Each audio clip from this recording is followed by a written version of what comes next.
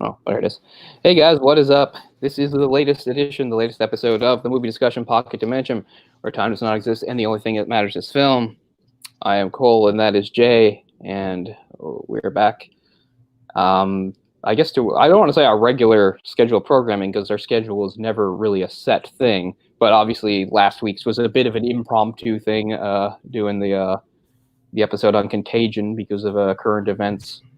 But this wasn't exactly something too far planned in advance anyway. So tonight's film is the Australian Western from 2005, The Proposition.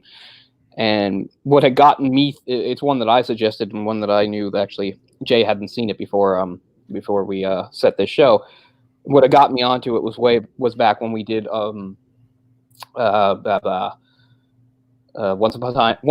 Upon a Time in America. You know, that made me think of westerns because its director Sergio Leone had directed some very famous westerns. So then I watched Once Upon a Time in the West, and it just made me think of some of like the what are known as revisionist westerns. That was sort of the wave of, which were the ones that were like different from the old style traditional, where they were more kind of real world and they were more less about black and white, more morality, and more about shades of gray and that kind of stuff. And I was looking into some of that, and then I thought, hey, there's one that fits this, although it's a more recent one, and that's The Proposition. I knew The Proposition because sometime back in like 2005-ish, before the movie came out, I'd rented something. I physically rented a movie, and movies, a lot of the DVDs and stuff, they would have previews for upcoming things, and I saw a preview for The Proposition on that, and it caught my interest because at the time I was a really big fan of Guy Pearce because I really liked him in LA Confidential and Memento. I've probably mentioned this before at some point on one of the many shows we did, but back in like 2004, 2005-ish, whenever it was they were first talking about rebooting the Batman franchise with Christopher Nolan, Guy Pearce was the person I really wanted to be Batman. I thought he would be a really good Bruce Wayne Batman.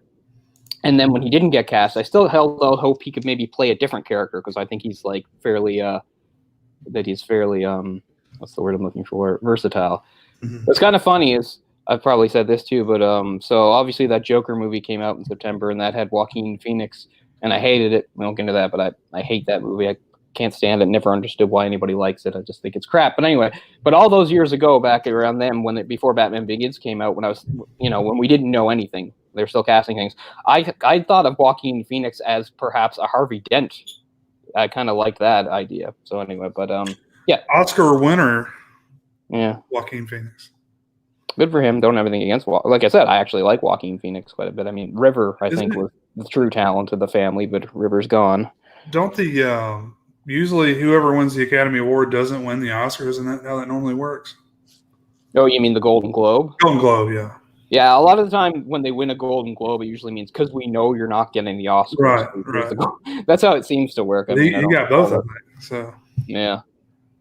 Did he? Wow. Okay. I mean, I know you don't like the movie, but I mean, do you think he did a pretty good job?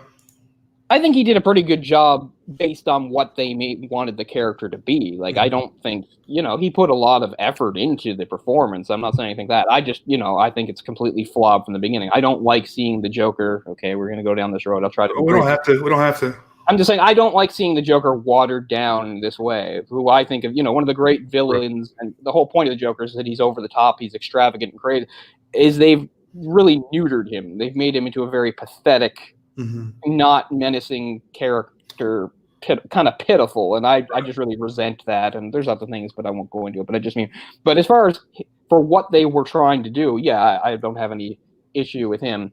Although, again, it just seems like bizarre casting just from a standpoint of, say, his age and stuff like that, especially with the timeline they introduced. It seems to suggest that by the time Batman comes around, the Joker will be like in his 70s. Yeah. So, but anyway, hopefully that movie's just a one-off. I don't think he would have taken that role if he wasn't trying to win an award for it. Yeah, and I mean, here's the other thing about that. We've talked about this before, too. We love extreme performances, and I get why, because they're interesting. But at the end of the day, and I'm saying there's been a lot of good ones, but they're usually because they're about like really fucked up people, often villainous, like the Joker, like say Kathy Bates as Annie Wilkes, like Anthony Hopkins as Hannibal Lecter. I like that stuff, but I don't think we should be overdoing it all the time and always heaping praise on it. Sometimes it's really great to watch a movie where an actor plays a person that just seems like a real person. Not an over-the-top villain, not somebody with some sort of mental disorder or some sort of strange, elements or characteristics. Just somebody who's a real formed person. We don't seem to praise actors enough for doing that. Like, just off the top of the head, a movie I like, I'm not saying this should have won Oscars or anything. In fact, I don't care about awards anyway. But I'm saying is I really like, there's a movie that had Colin Farrell in it. There's a Colin Farrell. He's the Irish guy, right? Mm-hmm. Yeah, Colin Farrell. He did Tigerland. Yeah. I always really liked the character he played in that movie because he just felt like a very real person. Like, in some ways, he was kind of an asshole, but in other ways, he was still a good guy. Like, he had these little intricacies, things that made him feel like an actual person. But there wasn't anything extreme about him, as there are in so many things. Like, we love seeing a good villain thing, and I'm not saying there's anything wrong with that. When you see somebody like, I don't know, Gary Oldman being a villain in something like, I don't know, what was it, Air Force One, or whatever, stuff like that. We like seeing that. Or what's the one he does that's pretty over the top? The Professional. He's the guy in The Professional. Like, I mean, that's not Gary. I mean, that's not Gary Oldman trying to win an award, and we know Gary Oldman's an exceptional actor who can win awards. He's playing for what the part calls for. It's like, okay, It's kind of an over-the-top action movie with stuff. Okay, you're going to be this DEA agent, and you're going to have like, a drug thing. You're going to be kind of cuckoo, and it's quirky and stuff like that. Like, so I don't criticize that. I'm just saying it is what it is. I think we've gotten to a point where there's just so many actors, they're just jumping at the chance to play these extreme personalities because they know that, like, audiences and critics go nuts for it and keep all sorts of praise and awards on it. Part of me thinks it shouldn't even be that hard, really, because you're not really playing anything real. You're playing something that's really built up and exaggerated in a way. And again, I like a lot of that stuff, like the stuff I named. I like it, but I just think we've reached a point where, like, that's all that matters to anybody now. We want, like, extreme personalities, crazy, memorable villains, and that kind of ties into this movie because we have, like, a violent sociopath in this movie. But I like the performance Danny Huston gives. It feels real, at least more real than the other stuff. And I know what people are saying. Well, what are you saying? You didn't like the Joker because he wasn't like an over-the-top comic book villain. Instead, we made him real. So I know that I sound kind of all over the place in this, but I just mean I have my own ideas about things, and I don't know. But yeah, hated the Joker. Just an empty, soulless movie with nothing to say, and certainly a very unpleasant watch. Nothing fun, or I don't know. I'm still baffled by the amount of love and praise that gets, but it'll go away. Yeah. But anyway, yeah, Guy Pearce. Guy Pearce was why I was interested in this movie, because I was a big fan of him. He didn't get to be Batman, but oh well. What can you do? But so that's why I sought this movie out, and actually, I did eventually buy it. So here it is. Here's the proposition. Cool. Are there any special features on there? Yeah, and I feel bad now because I hadn't really thought to look at them before this. There's even a director commentary that I didn't watch that I should have watched, and it's a 2-disc set. Here's the fun still. There's the second disc, which I didn't even pop in. So there was some extra stuff there. I saw very little stuff. I saw some stuff about their preparation. As far as like historical accuracy and stuff, they put a lot of effort in, as well as showing like a pretty good representation of the Aborigine culture at the time. Mm-hmm. Actually, just when the movie opens, it has a little disclaimer about the photographs, because even though there is at least one photograph mixed in there where it shows like the cast, like those other photographs are real. They're actual photographs from the time period in there. So to refresh people, yeah. So this is an Australian Western. We use the term Western. I mean, those are sometimes those are sometimes known as bushranger films. But again, so it's the Australian equivalent, sort of a Western, and you can see why. This is the 1880s outback, which has a lot of parallels to, say, the 1880s American Southwest. They're both, vast, harsh, unforgiving wildernesses with extreme temperatures, dangerous wildlife, and their own indigenous peoples, and then you have that all coming into conflict with white settlers. of European descent. So a lot of parallels there, and that's what's going on here. And a big theme of this movie is the theme of civilization, and it just sort of shows what people try to do in the name of civilization. And people talk about all the damage things like religion do. Well, civilization is kind of right up there too. Civilization is a good thing in theory, but think about all the horrible things that humans have done in the name of it, and this movie is kind of a little slice of that. And I like the movie a lot because I just think it has really strong cast, really strong performances. So Guy Pearce, who I was already a big fan of, but I didn't really know Danny Houston. If you look him up, he's not really that prevalent. I mean, he's in movies, but he doesn't really seem to have big, memorable roles, which kind of surprises me. Yeah. He's, of course, from the famous Houston family. His father was John Huston, the famous director, and he would have been half brother to Angelica Houston, so part of that family. Ray Winston. He's a great actor. Yeah, this is just before he would be in another movie I really like, The Departed. I'm pretty sure that's Ray Winston in The Departed, isn't he? He's like Jack Nicholson's like right-hand man. Remember? Yeah, it's such a huge cast in that film. And I know it's a lot. Yeah. But yeah, he's in that. So this would have been like around the same time that I saw it. So I mean, I'm sure I saw him in movies before that, but it would have been around that time that I sort of first like took note of him as an actor. He does a lot of British gangster type stuff. He's really good in a film called Sexy Beast. Yeah, he's always really good at sort of being a tough guy.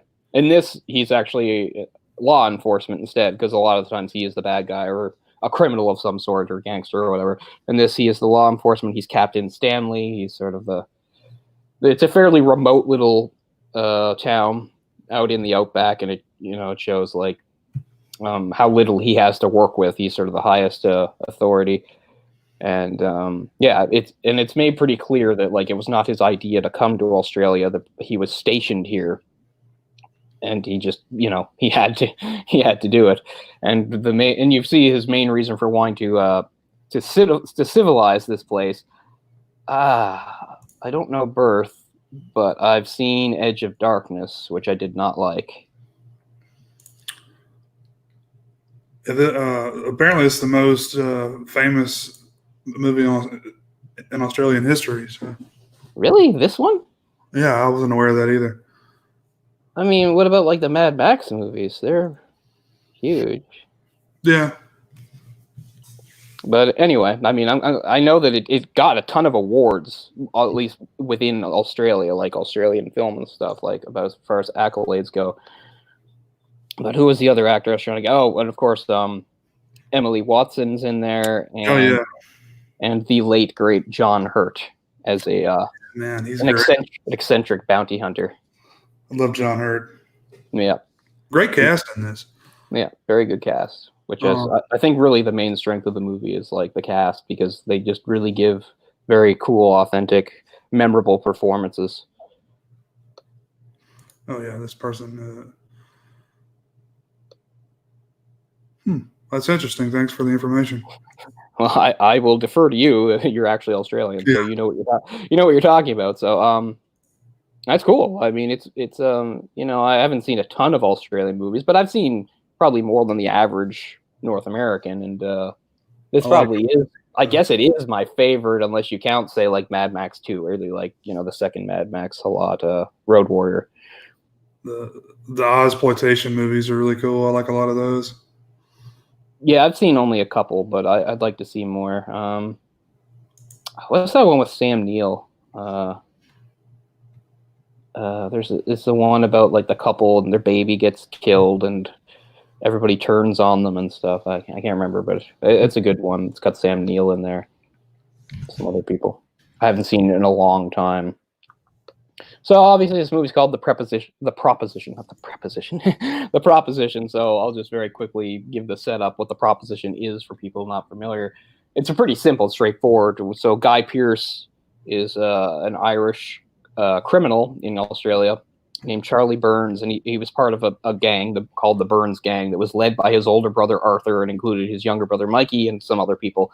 And at some point that's not really exactly specified in the movie, he and Mikey leave, and basically Mikey, being somewhat of a simpleton, or really low IQ type person, I guess he feels protective of him. So it was sort of his idea to take Mikey away from Arthur, and we find out later, we can see the reasons why. And the movie opens with I guess the new separate gang he's formed with Mikey, and they're pinned down.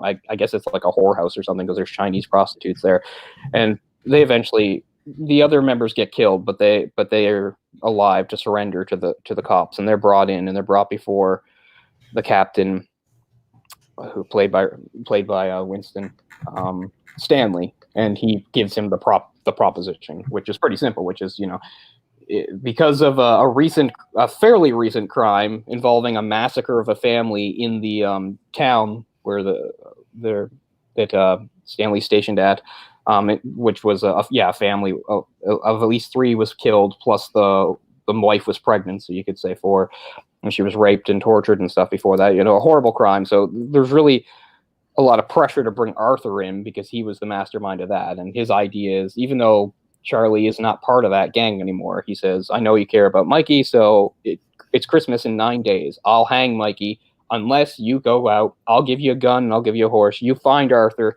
and you kill him. If you do that, I'll give you both a pardon and let you go. So there's our setup right there. There's the proposition.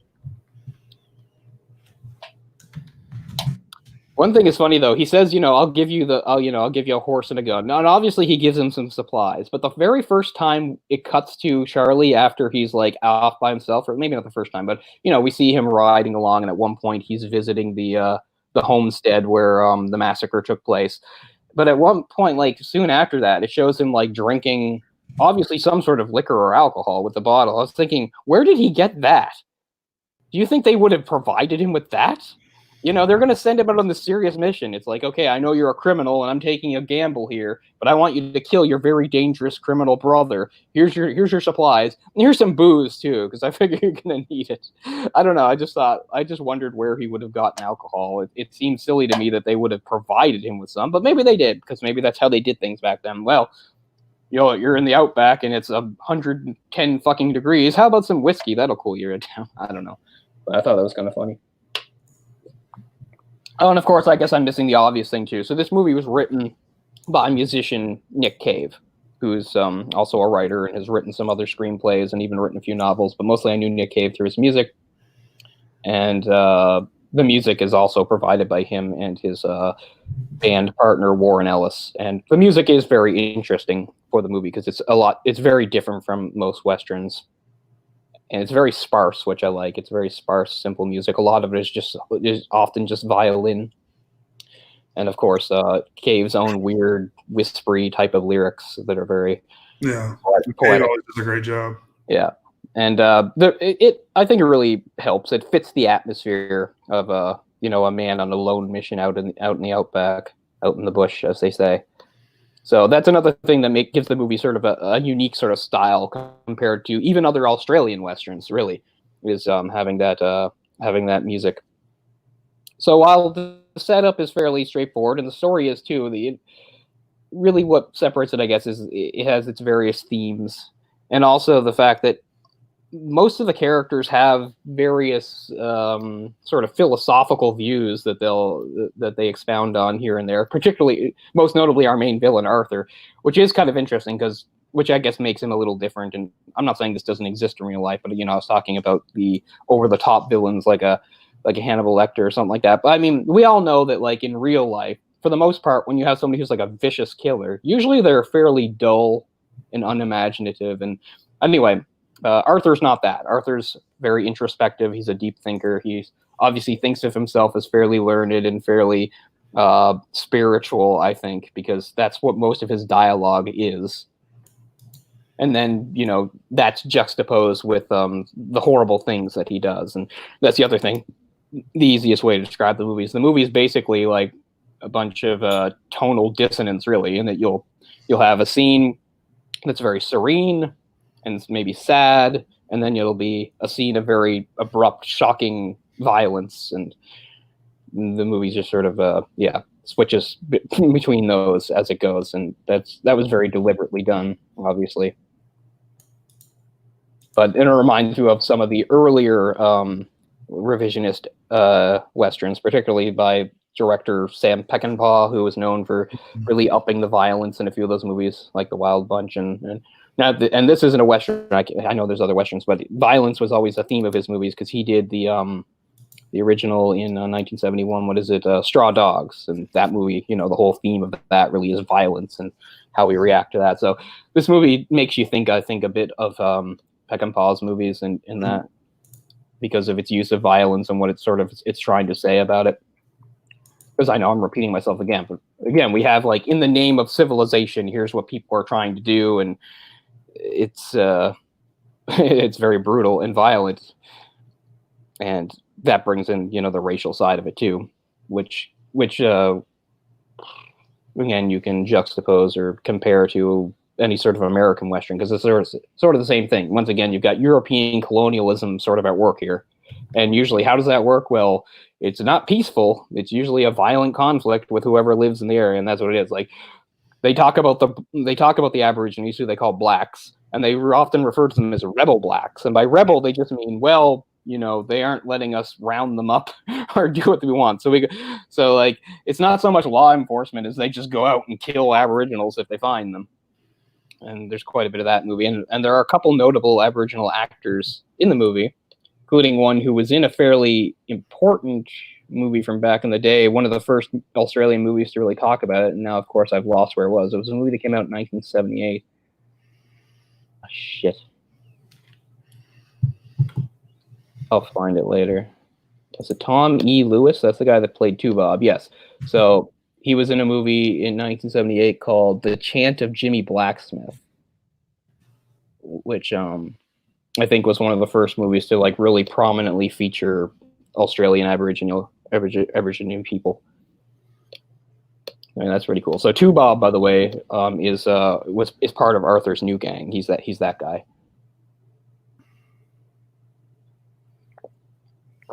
And there's a couple others, including the one that works with the police. In fact, Toobab, full spoilers here, people, Toobab personally kills him and calls him a dog, and you can guess why, because I guess he sort of feels like he's sort of like a race traitor, really. Yeah. Because for all like the harsh racism and hatred that comes from various characters in this movie, there's not really any coming from Arthur. Arthur's kind of like an equal opportunity type of villain. Like, I don't think race comes into it. He just kill whoever because that's who he is. Like, he'll kill and rape and maim, and he doesn't really hate anybody more because of their ethnicity or anything. It's just all the same to him. But all the other characters pretty much have some sort of racial bent to them, except for maybe Charlie, who's the closest thing we have to a hero in this movie. Because there's a few times where they talk about like when he meets with the bounty hunter, Jellen Lamb, played by John Hurt. And he's drunk, and he has like this long spiel to talk about how ridiculous it is that some people, particularly, what was he saying about the Origin of Species had come out not too long ago. He was talking about reading of Darwinism, and Darwin had at one point, even studied Aboriginals and pointed out that there's not really any genetic difference between white people and them, and he scoffs at this, and then he scoffs at the notion that we share a common ancestry with apes and monkeys, which would all be proven true later. But what he was thinking then was pretty much what Lamb was thinking then was really what a lot of people thought, like, this is ridiculous, that's what a stupid thing. Mm-hmm. And there's a few times he points out, like, you should it's funny, he tries to like appeal to Charlie, and he says, no need for anything that conflict, we're both white men after all. But because he's Irish, he's constantly giving him jabs about being Irish. Yeah. And then later, after he's attacked the camp and he shows his true disgust, he says something like, what? He says, like, what is an Irishman? He says, like, a nigger turned inside out or something like that, right? So, ooh, ouch. So. Yeah, that's rough. Yeah. So, I mean, they're racist against, or what do you call that? Not racist, but I mean, you're racist against Irish people, but you're both white. I don't know. But you're both white, yeah. Well, I mean, I guess it's still considered racism. Just I don't know. It depends upon how people define race, I suppose. Yeah. Anyway, it's a prejudice based on ethnicity or country of origin, et cetera, which there's still plenty of in the world today, but back then it was right out in front of everybody. Mhm. And so so you have like the forces of supposed civilization, which just seems to be like wipe out the Aboriginals. The Aboriginals just trying to defend themselves, and then you've also, but the problem there too is you still have like white criminals to deal with, like Arthur and his gang. Although like I said, his gang is actually the one time where you sort of see the races working in harmony. Okay, I understand now. Yes, this is a big movie in Australia, and I'm glad because I like it. So that's cool. No, I was not really aware. I knew that it was well received in Australia. I knew that it won a bunch of awards. So I think that's great that that the Australian public like it, because they should be proud because it's a very well done movie and it's a cool movie. It's an interesting movie to play on TV considering its violence. Yeah. But cool. So anyway, I blabbed, but this is your first time watching it, so just some impressions. It seems very like accurate, historically accurate, and I think that's what really gives it, the realism feel. And yeah, it was really interesting. I haven't seen a lot of films about Australia from that time period, so No, me neither. And this is, a sort of transitional period, right? Like Australia is just it's kind of like the same thing we said about the West. Like the country doesn't really have a national identity yet. Mm-hmm. And I mean, and it's not actually, it hasn't been it hasn't become an official country at this point either. It became a Commonwealth in 1903. So yeah, at this point, it's just sort of how a lot of countries that are hadn't been founded yet are being settled with the people that already lived there, the people that have moved in there, and it's all mixing together with some very volatile results, of course, too. So yeah, like I said, like when you think about like this era, we often, especially if it's a Western sort of thing, of course, we're thinking about the traditional Western, the Southwest to the United States. But it's true, like a very similar thing was happening on the complete opposite side of the world. Very similar circumstances, which is a pretty interesting parallel when you think about it. There's a lot of things they have in common.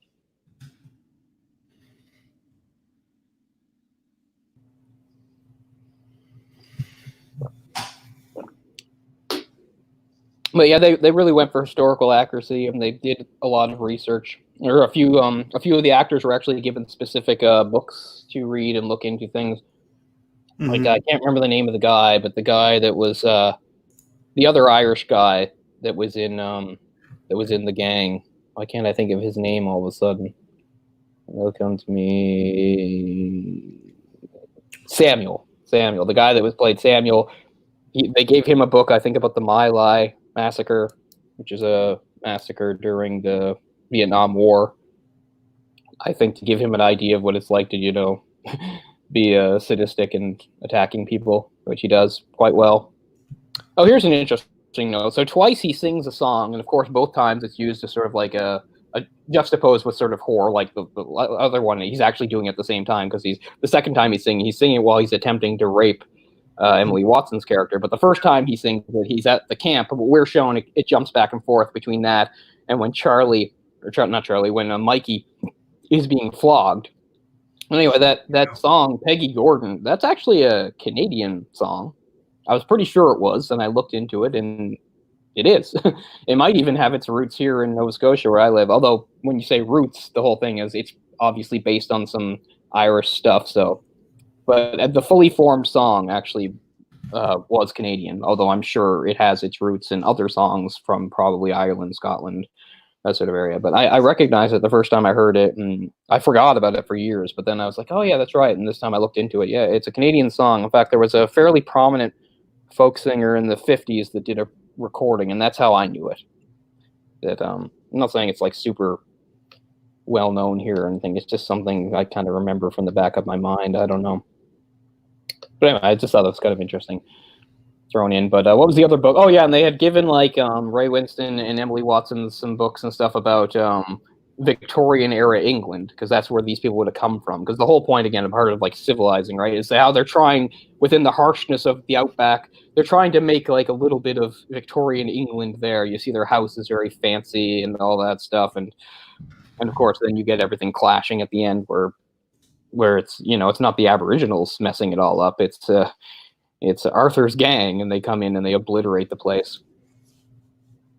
So yeah, there were a few instances there where they were really trying to do some research so that the historical accuracy would hold up. And it did quite well.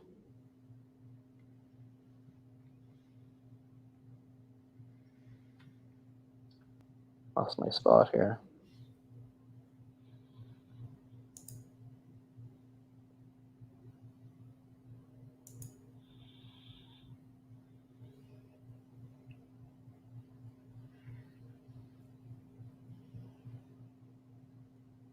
It was something about Captain Stanley. I lost it. Oh yeah, it's never exactly made clear who what is his name? Fletcher. Eden Fletcher is, like, what his actual position is. Fletcher's that guy with the mustache that bosses him around. Like, Yeah. I don't think they ever really give him a title. Like, is he a magistrate or something? I don't know what he is, but clearly he's somebody higher up with possibly some sort of government position, because he can order him around.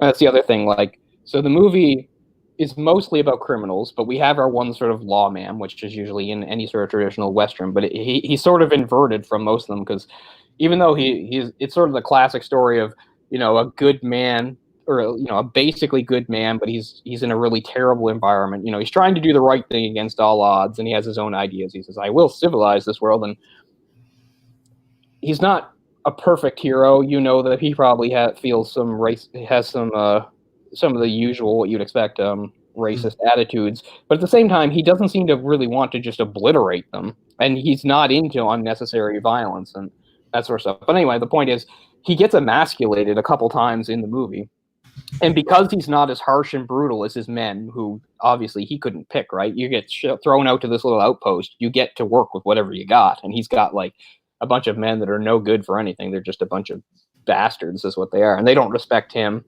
And they think they call him weak just because he's not completely brutal. And then later he gets really emasculated because he's willing to defend Mikey when the crowd wants to drag him out to give him the lashes, but then he gets overruled not just by Fletcher, but by his own wife.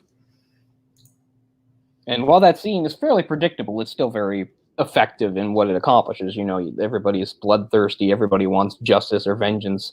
He's supposed to get 100 lashes. They don't even get halfway before they're like, okay, we can't keep doing this. In fact, they get to 39 if anybody's counting. And if you know your Bible, that's how many Jesus took before they put him on the cross.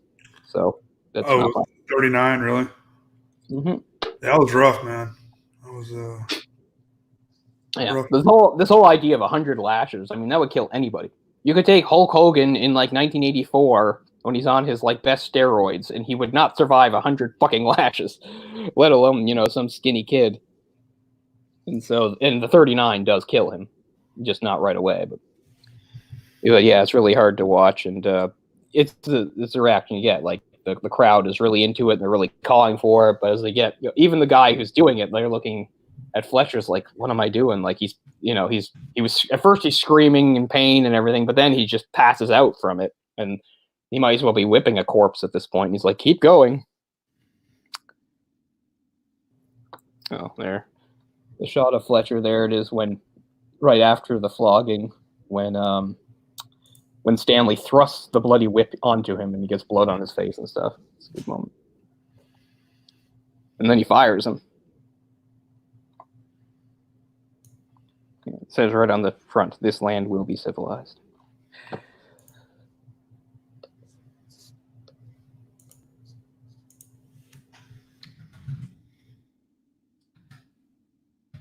We haven't talked too much about Guy Pearce himself. Actually, even though Guy Pearce is my favorite actor in this, he kind of has the least to do, even though he's a main character, because most of the other characters have like some sort of philosophy that they can talk about, where his is just sort of reacting to the people around him. So it's actually Well, I think it's a good performance. I don't think it's like nearly as difficult as some of the other performances are. He's just sort of like a guy reacting to situations, right? It's like, you want to save your brother, you got to do this. And it's mostly him listening to the others babbling at him.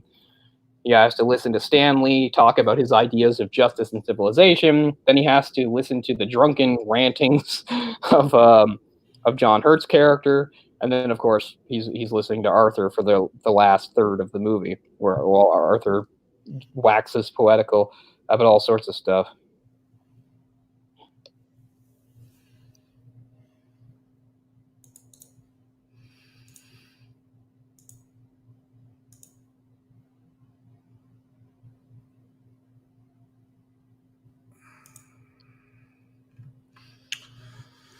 So,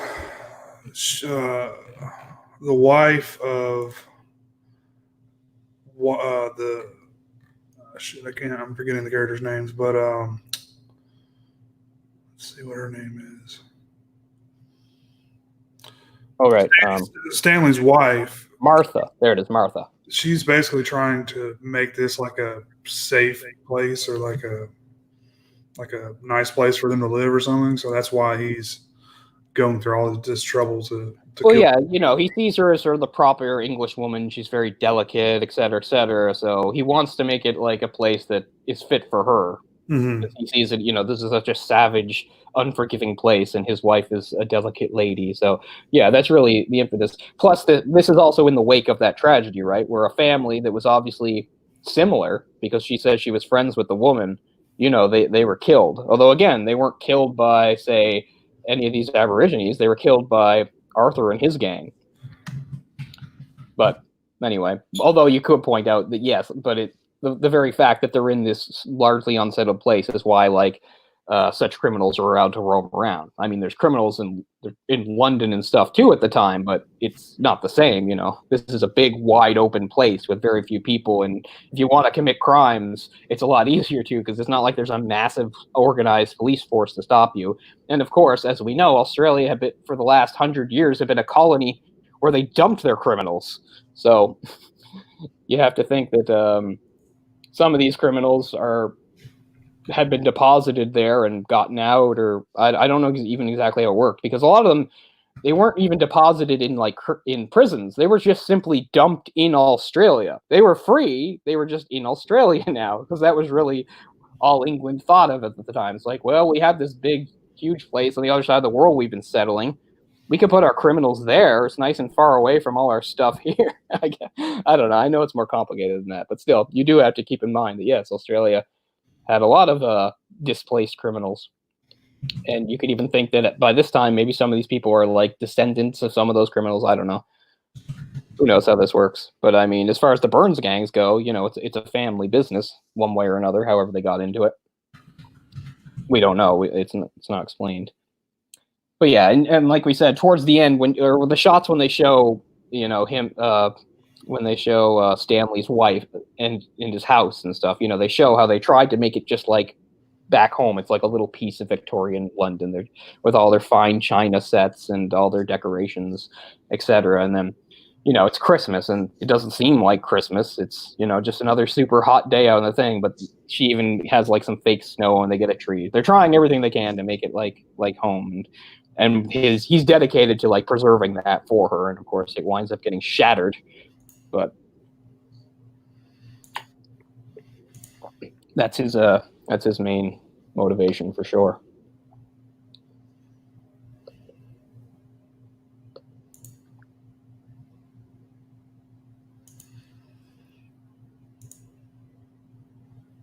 Yeah, and she's in your favorite Red Dragon.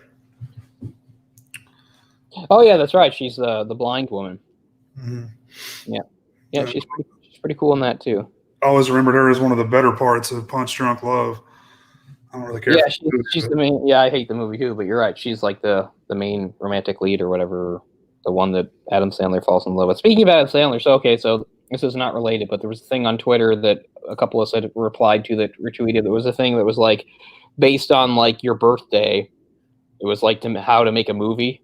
It'd be like, if your birthday falls within this date, you can pick from this director, if it's, et cetera. Like mine was like the worst ever. So mine would have come out to be Yeah, so it goes like director, then there's like 2 actors, and then there's like genre or something like that, based on like what time of year you were born, and then something like what was left on your cell phone. I don't know, percentage. Anyway, it all lined up like this for me.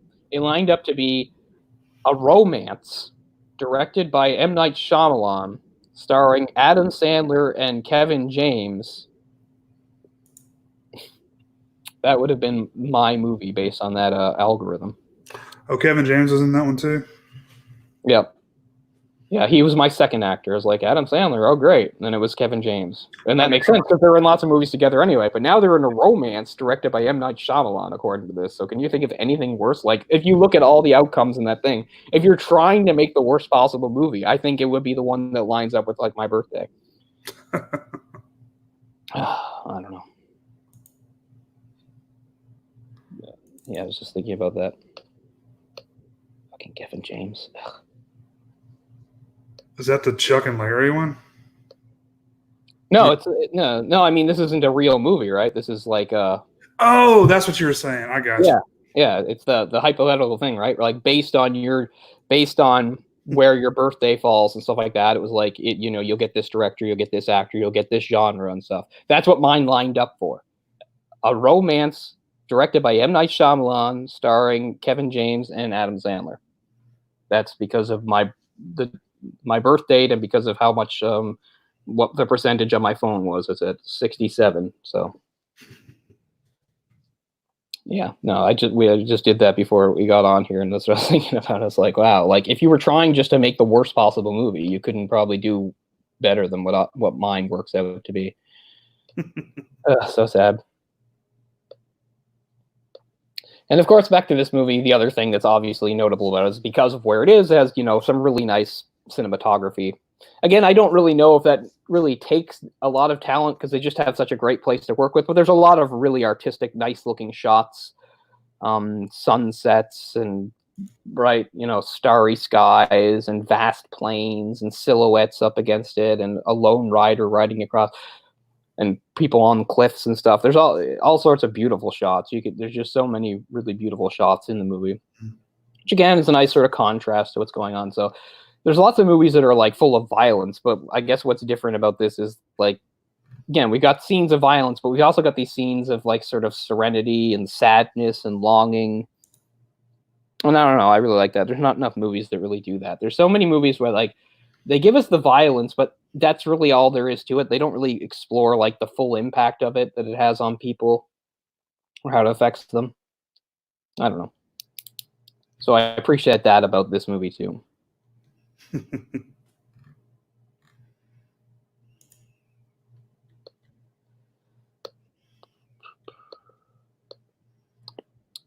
Those watching, by the way, if anybody thinks I look particularly emo today, well, I don't know. All I can say is, we're all dealing with an unprecedented, difficult situation, and we're all doing our best. And I guess this is part of mine coping. This is what happens when you're stuck at home all the time, and there's not a lot to do. So, cut me some slack. That's better than what I've seen a lot of people doing some weird stuff. This is part of my process, apparently. I don't know. As I said, you get bored at home. Don't get to go out. I'm not a person that always went out a lot anyway, but still, even I can get bored. Things. And there's no hockey or anything. Yeah, there's nothing. No, nothing. I've been watching videos about, like, MMA fighters on YouTube a lot today. UFC was still going. I don't know if it is now, but it was past everything. Like Dana White, like dug his heels and it's like, we will continue. Okay. They had at least 2 events in like empty places. Are they like the stadiums are empty? Yeah. So it's just televised. Yeah, they've already done that like twice. I haven't looked any updates. I don't know if they finally given in and stopped or what. Because there was like one of the bigger cards for this month is like totally wrecked. It would have been the one with Leon Edwards and I think Tyron Woodley, and it was supposed to be in London, but now nothing's happening in London because the whole thing was like the only way they could do this is like various venues within the States, and that meant you could only use foreign fighters if they were already in the States at the time. Right.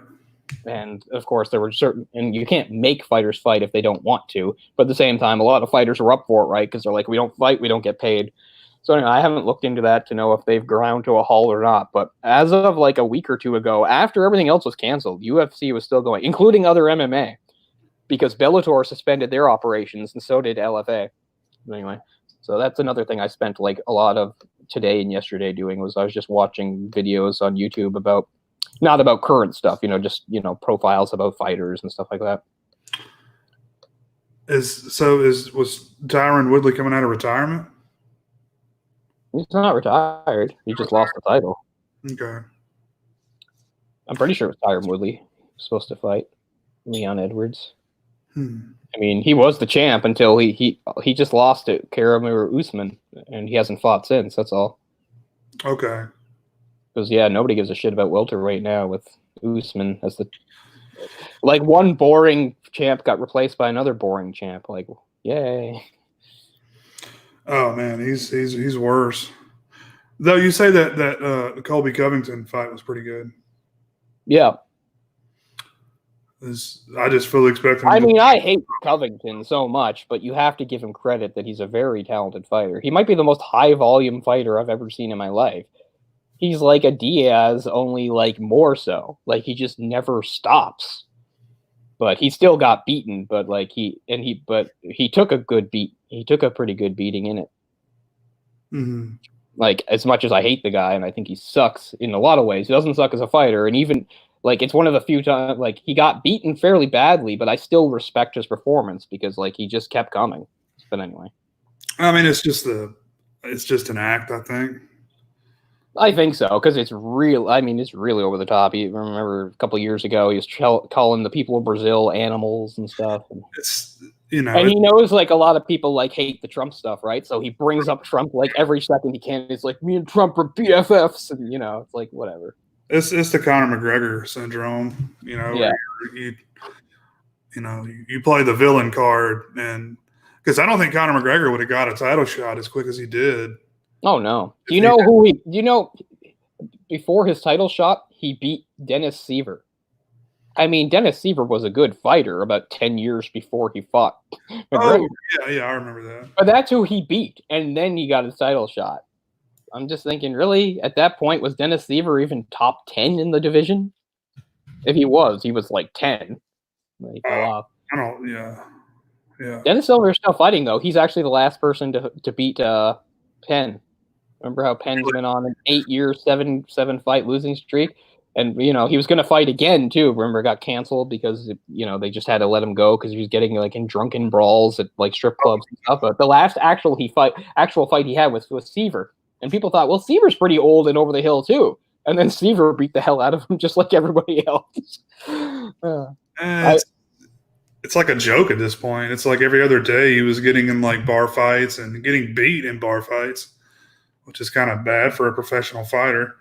Yeah. But, I don't know. I've gone on about this before, and I don't mean to be biased because it's true. I don't like him, and I wasn't around watching MMA seriously when he was on top. But when I look back at his resume, I don't know. I think he's kind of overrated. Although the one thing that I was really weird about BJ Penn is he's not a big guy. He was mostly a lightweight, but he kind of never knew where to stay because he fought at welterweight too, and he fought below that. At one point, he fought Lyoto Machida. Doesn't that blow your goddamn mind? What weight class was that in? It wasn't a weight class. It was open weight. He was 190, which meant he was fat as hell because he's only, 5'7". Machida's light heavyweight, isn't he? Yeah, and Machida at that fight was heavier than his light heavyweight. He was 225. Wow. And he lost, but you're thinking he's given up 40 pounds to Machida. What a crazy fight. And he didn't get knocked out. He lasted the whole fight. So I mean, I'm not going to say he couldn't fight. He fought a lot of good fighters. He beat some good fighters, but I don't know. I think he's overrated.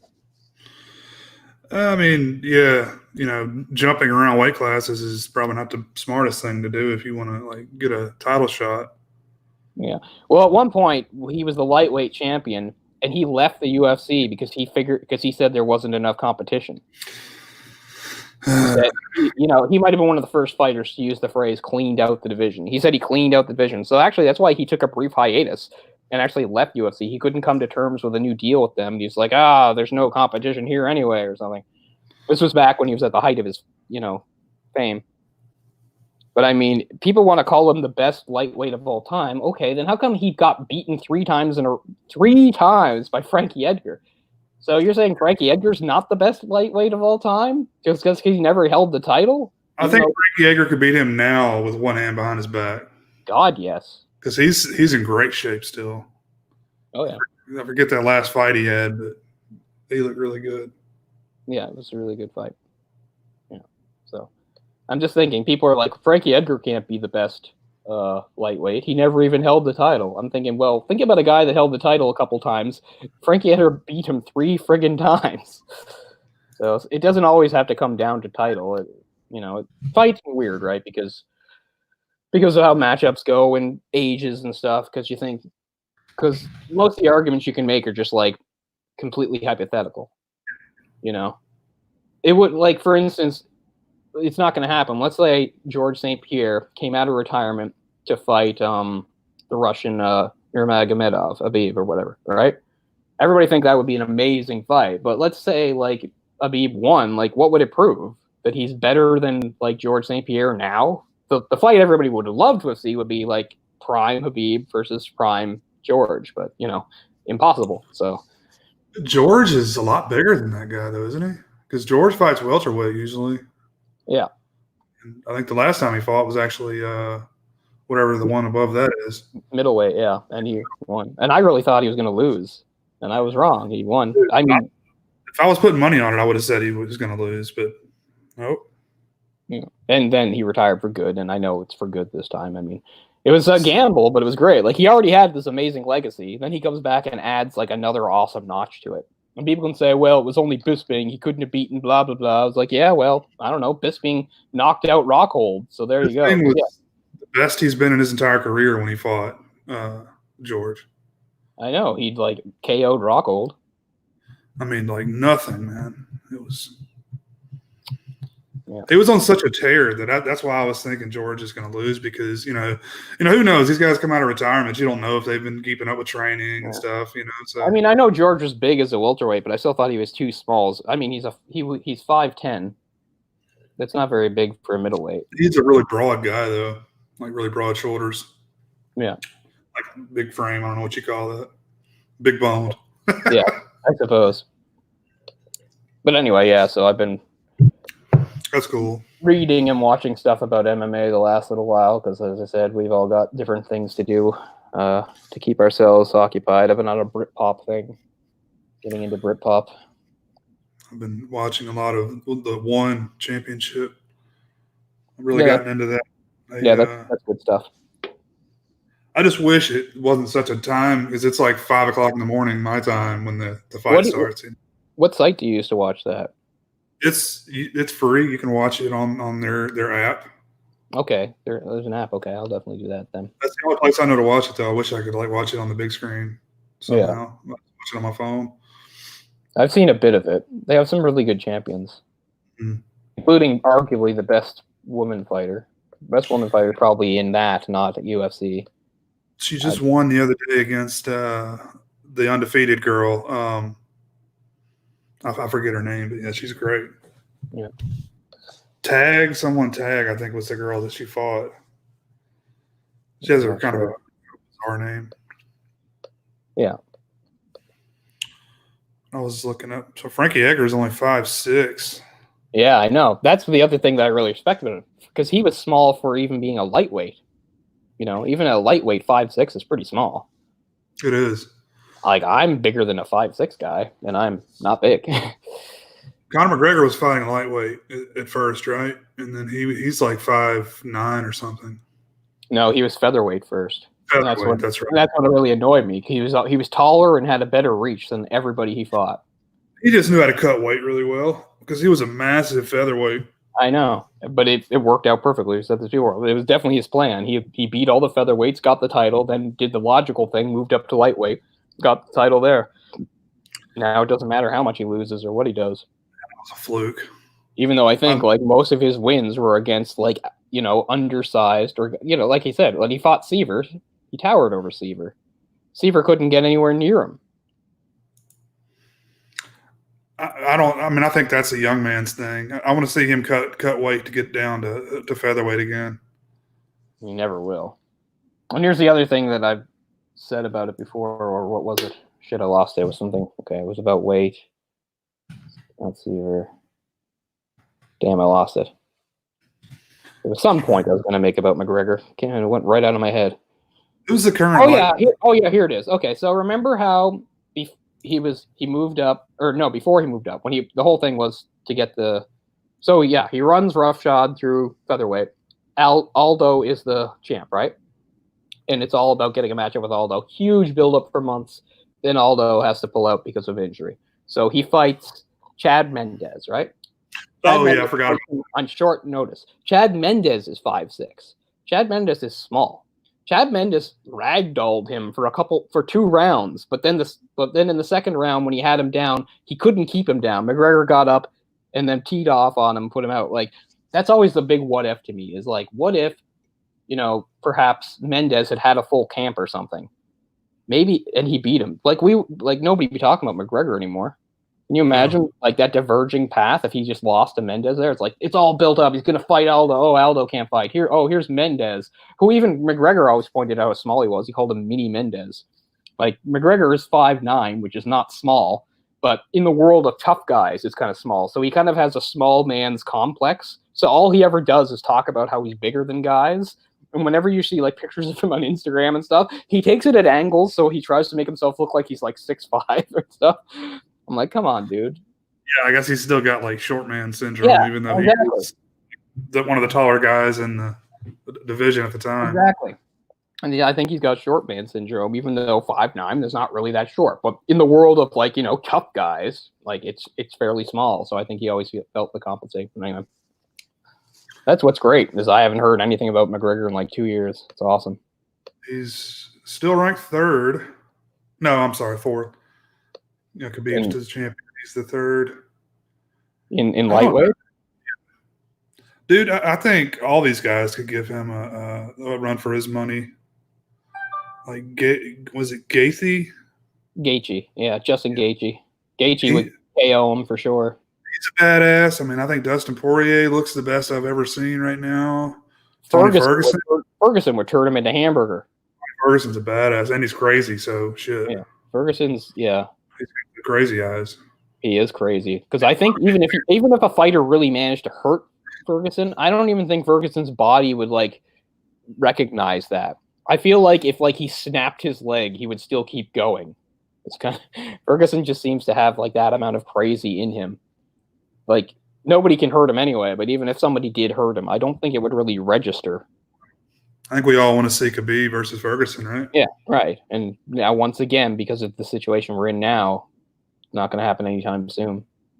Because Khabib is not anywhere. I guess he's in Russia. So we're doing nothing until the travel ban gets lifted, right?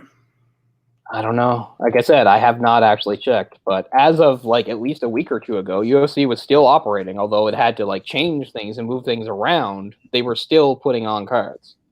So we need to use this as an opportunity to do a bunch of like wild card stuff, like match weight, or what do they call it when they have to it's like whatever weight you are.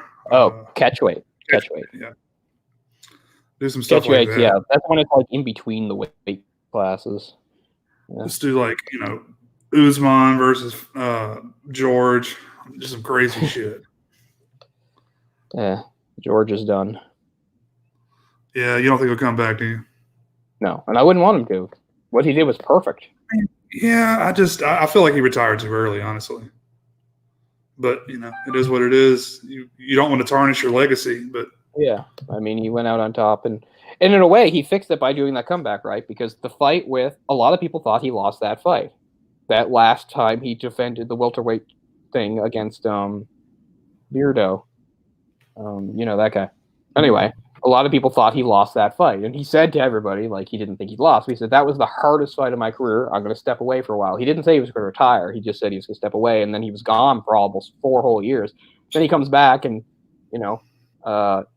and and finishes the middleweight champ. So that really erases any little. I mean, there's barely any negativity. I mean, he was a champion for over 5 years. He had like 9 straight title defenses and one of the most dominant fighters of all time. But anybody could say, I think he lost that last fight. Well, if you think he did, it was still close.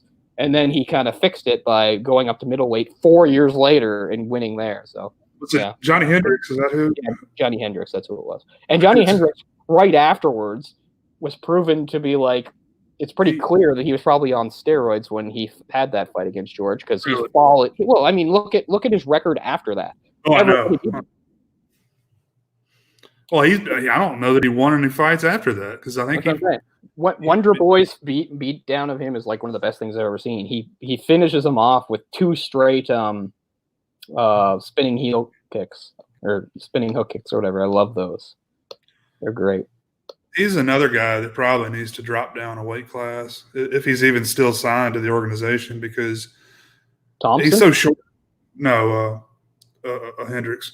Yeah, I know. He gives up size, but he's another one of those guys, he's a shorter guy, but he just can't make the weight, so he has to fight bigger guys, and that's kind of on him. It's the same thing with that other guy, that other middleweight.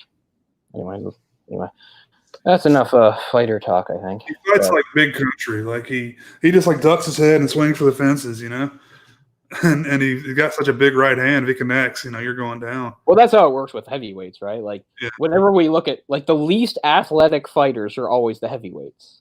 There are athletic heavyweights, but at least half of them aren't, right? Yeah. Half of them are just big, strong guys that can have a ton of power, and that's enough. Like they don't really need anything else. I forget his name, but what is Big Country's name? He's probably on here somewhere. Roy Nelson. Roy Nelson. He's actually got good cardio, even though he's got a gut on him. Yeah. I mean, he can go 5 rounds. Yep. Which is surprising. He knocked out Fedor Emelianenko, so he'll always have that. The greatest heavyweight of all time, according to most people, was Fedor Emelianenko, and he's still fighting, by the way, into his 40s. But Nelson knocked him out. So whatever else happens in his career, he can always say that he did that. Who's the other guy? I don't know if he's Hawaiian, but he's a heavyweight. He's a pretty fat guy, short, but has a big right hand. What, the same sort of thing as Nelson? You mean the New Zealand guy? Oh, he's New Zealand. That's right. You're right. He kind of looks like an Islander, though. He's kind of got a dark skin tone. Cannot remember his name all of a sudden. Mark Hunt. Yeah. So speaking of like wild weight classes, so like a million years ago when Mark Hunt was fighting in something like Dream or something like that, he got knocked out by that black kickboxer that still fights. He's in Bellator. He's like 100 years old now. I mean, that guy's like not even a middleweight. And at the time, and in Dream or whatever, they didn't even have a weight limit. So, for Mark Hunt, he has to get down to under 265, right? He didn't for this fight. For this fight, he was pushing 300 pounds, and a guy who was maybe 180 KO'd him. You can find that on the internet. I can't remember. Not Overeem. No, much small. No, Overeem's an actual heavyweight. This guy's He's a kickboxer guy. Yeah, he is. But this is another kickboxer. I can't remember his name. He's still, I think, technically on the Bellator roster. He actually just got knocked out by another guy who I love that was on a horrible run of losses. He's Japanese, the Fireball Kid. At one point, he was one of the best lightweights in the world, and now he went on a horrible losing streak, very similar to Stupid BJ, where he was just getting finished in the first round over and over again. Anyway, he finally got a win, and it was against this guy I'm talking about, but I can't remember his name. He's a black guy. I think he's Dutch kickboxer. And he's not tall. He's only like 5'8", maybe. But yeah, he's like 5'8", and at his heaviest, maybe 185. And he knocked out Mark Hunt when Mark Hunt was like 300 pounds. You can find that. It's pretty funny. I'd like to see that fight. Yeah, there's some crazy stuff going on in Dream, man.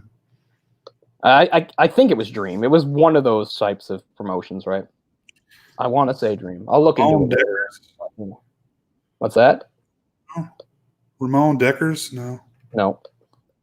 I'd know his name if I heard it. Okay, since we're doing this, I'll take a look. Yeah, I'm just curious as to what his name is. See if I recognize. Go to what's a record here?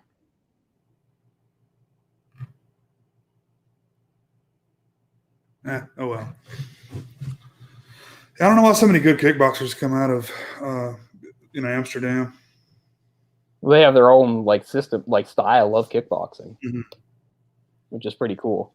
It's really interesting too, and it's kind of hard to match up against if you're not used to it. Those guys. Yeah, I've watched a lot of fights where like guys that did the traditional Muay Thai fight the Dutch kickboxing. Yeah. It's a very interesting contrast. Mm-hmm. The main difference being since Europeans are larger than Thais, it's kind of adapted like for that for somebody who's bigger. It's sort of the main difference. Okay, there's a show on Netflix called Fightland. It's probably on your Netflix too. It's really interesting. Melvin Manhoff.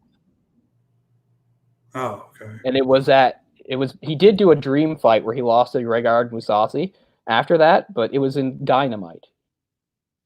In a fight called in Dynamite, in between two. It's funny. He lost. He was on a big losing streak.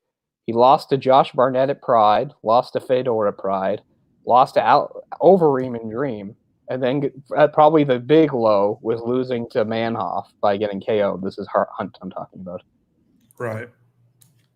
But yeah, Manhoff is like, he could be a lightweight. He's that small.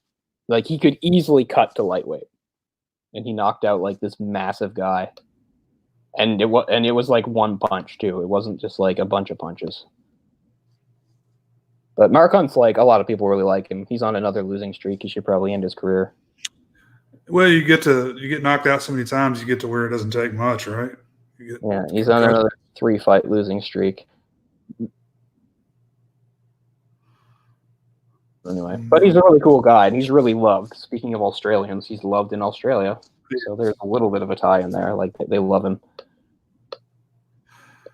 I think it was him. He had a great fight against that giant Brazilian guy, Bigfoot Silva. Oh, yeah. He's another guy that's fallen really hard. You look at his record, it's like crushing loss after crushing loss for like the last 5 or 6 years. To the point where, like, I remember reading an article where people were saying, like, why are doctors letting him fight? Like, it's not even ethical at this point. He's so damaged. Well, and he's on steroids too, as part of his he's got some sort of medical condition. I don't know if it's like a gigantism or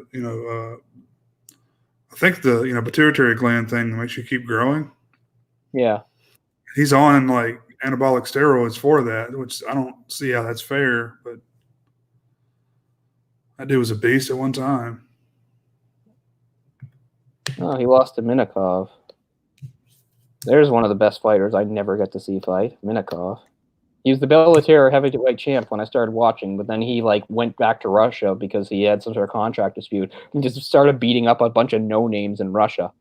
Mm-hmm. But then he finally came back last year in February and got decisioned by fucking Czech Congo, of all people. Who might be the most boring heavyweight. Yep. Or the damn oh shit! What was his name? The Bellator, the two guys. Oh, you mean the worst fight ever? The worst fight ever. Well, that was just a freak show. What was that? It was Dada freak out versus Kimbo Slice. At least Kimbo Slice had legitimately fought a bit before that, but yeah, it was just two guys too gassed to do anything terrible. And I watched it live as it happened. He died like a week later, didn't he? Kimbo Slice actually is the one who died, which is weird. Right. And not a week, but pretty soon after, yeah. Because he won the fight. It was Dada who collapsed and had to go to the hospital and be put on oxygen and everything. Like, Kimbo didn't die because of the fight. It was some sort of heart thing or something. And I think, wasn't one of them on steroids too? They tested positive for something. Oh, I don't know. So I think the decision was changed anyway. Yeah, that was one I was really looking forward to. Because they, all this beef they had with each other, and I mean, Kimbo's sort of partially a fighter. Dada's not a fighter at all. He's just some big guy that did backyard brawls. That's what he was known for. Yeah, it's another good documentary. Kimbo Slice, one of his sons, is a pretty good martial artist. He's in Bellator. They call him Baby Slice. Like he's a legit, like he's been actually trained. You know, he's actually pretty good. He's not a heavyweight though. He's a lot smaller. He's probably like a middleweight, not a middleweight. He's probably like a lightweight or a welterweight or something. I've seen him fight though. He's he's like an actual legit fighter. Not that Kimbo Slice wasn't. It's just what he was. He had his background and stuff. But anyway, he was an entertaining guy. I don't have any problem with his career. He was an entertaining guy.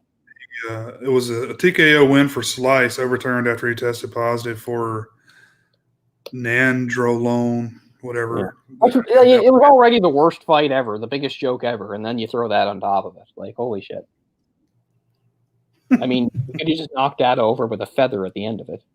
I mean, that's really, they called it a TKO because like he was swinging, the guy fell, but he didn't fall because he was getting hit. He fell because he just had reached a point of a complete exhaustion. That's why he fell. It wasn't damage. It was just exhaustion.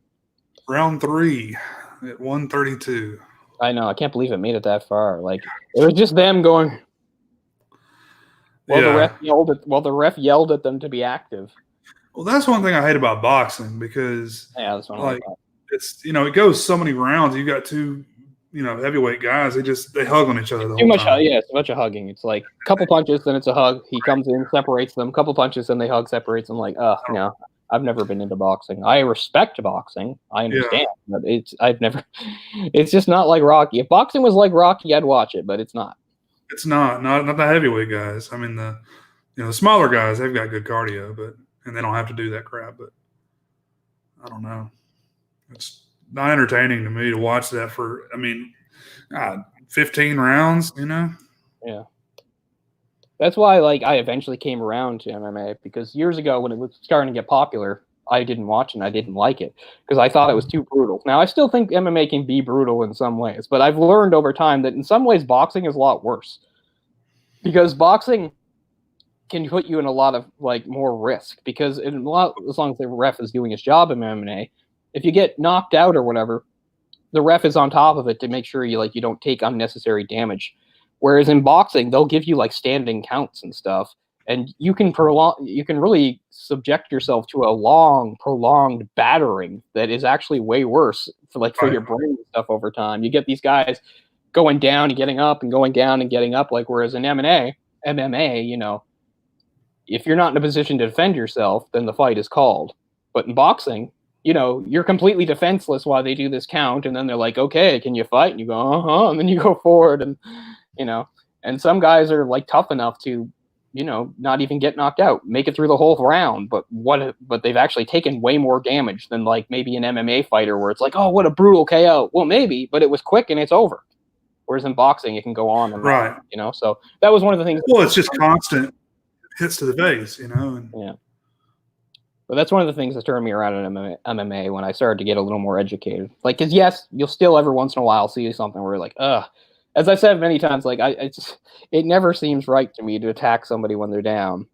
Like, honestly, if I was walking through a dark alley at night and a mugger jumped out at me and like lunged at me, let's say I managed to like throw them down or get them with a punch and they fall, my instinct is not to follow them to the ground. It's just to leave.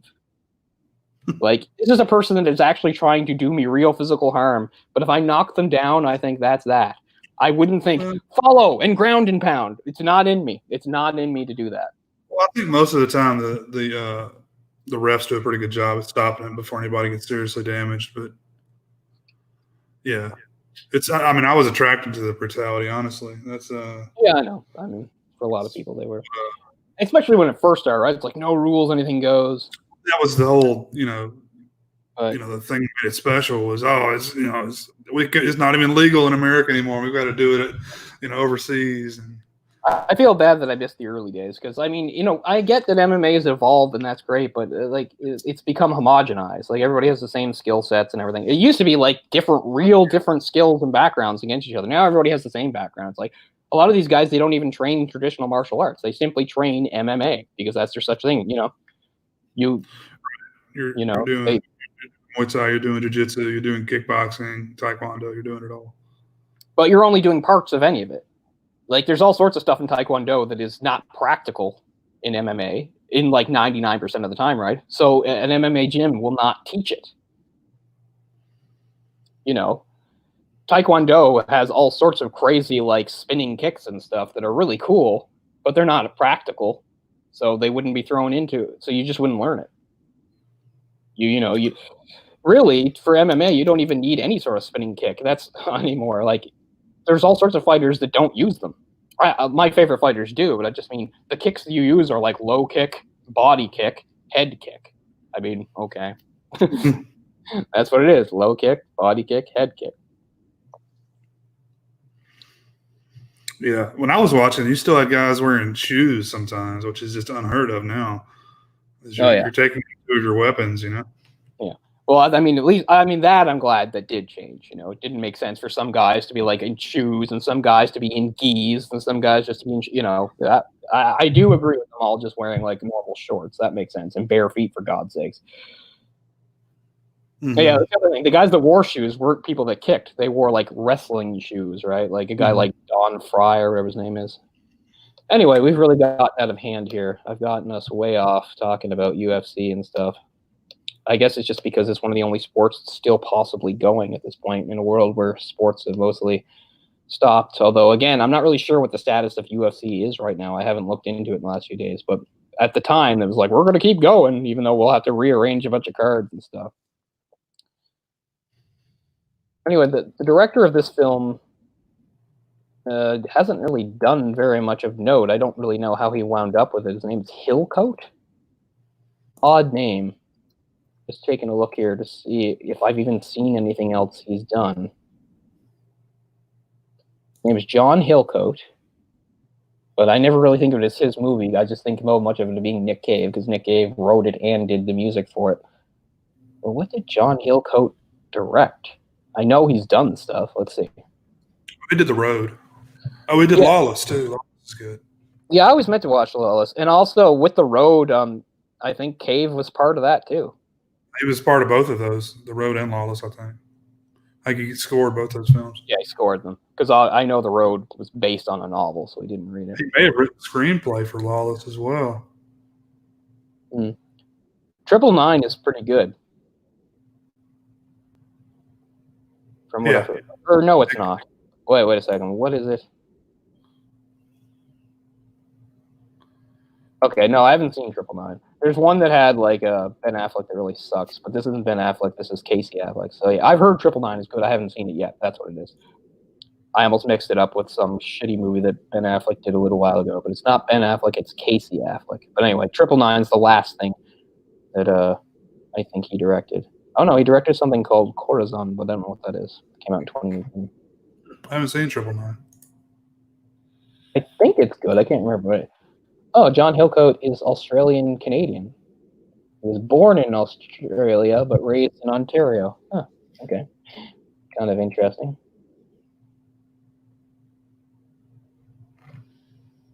I'm looking at Guy Pearce here, too, because I've kind of for one of my favorite guys, I've kind of lost track of what he's been doing, too. I mean, I know he got the lead in some fairly big movies that didn't do well. But yeah, I don't recognize. Oh, he's in the Bloodshot movie. Oh man, like why is there a Bloodshot movie in 2020? Shouldn't it have come out in like 1997? I don't know. It seems really odd, but now we're getting a Bloodshot movie, and it's Vin Diesel, for God's sakes. Yeah. Like, I never really read the comic, but I was always aware of the comic. It was like the only thing that basically kept Valiant Comics afloat in the 90s. Like, it was like all they had was Bloodshot. And it was just sort of typical of stuff of that era, right? Like a lot of Image stuff and stuff in the 90s. You know, it was like really dark, violent anti-hero stuff with a lot of guns and, you know, Rob Liefeld style art. Not really, like, stuff I like okay, but didn't really have great substance to it. So it's just like... Style.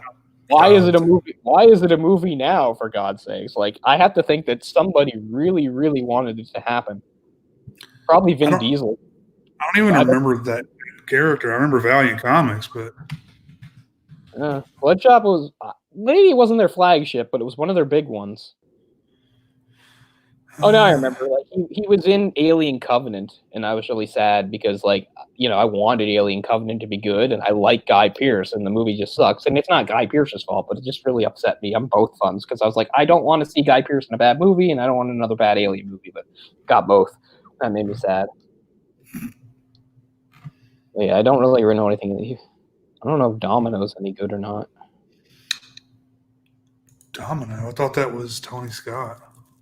It was a later Domino. It was from last year.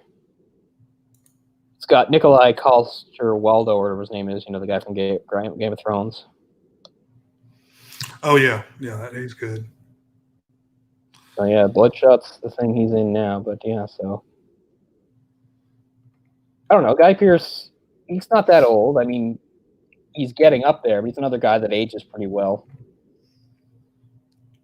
He's only 52. I thought he was maybe later 50s than that. So 52 is not bad. So he's definitely probably still got some good roles ahead of him. Oh, he was in Prometheus. Yeah, see, it's the same character in Alien Covenant. Because they are linked, right? Man. Prometheus is super flawed, and I get why everybody hates it, but I still like things about it.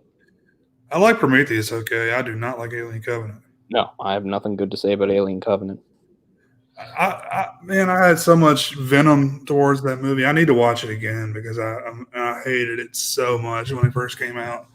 It was like Ridley Scott took a giant shit on the Alien franchise. I was disappointed. I guess I wasn't angry because at this point I was just kind of pretty much expecting it to be bad because there hadn't been a good Alien movie in a million years. But everybody knows my thoughts on these most sequels, like especially these big action ones from back in the day. Like, I only think the first 2 Terminators are good. I only think the first 2 Aliens are good. I only think the first 2 Predators are good. That's it. Like, did you see the recent Predator? 91. Did you see the recent Predator film? It's fucking terrible. Yeah. It's so bad.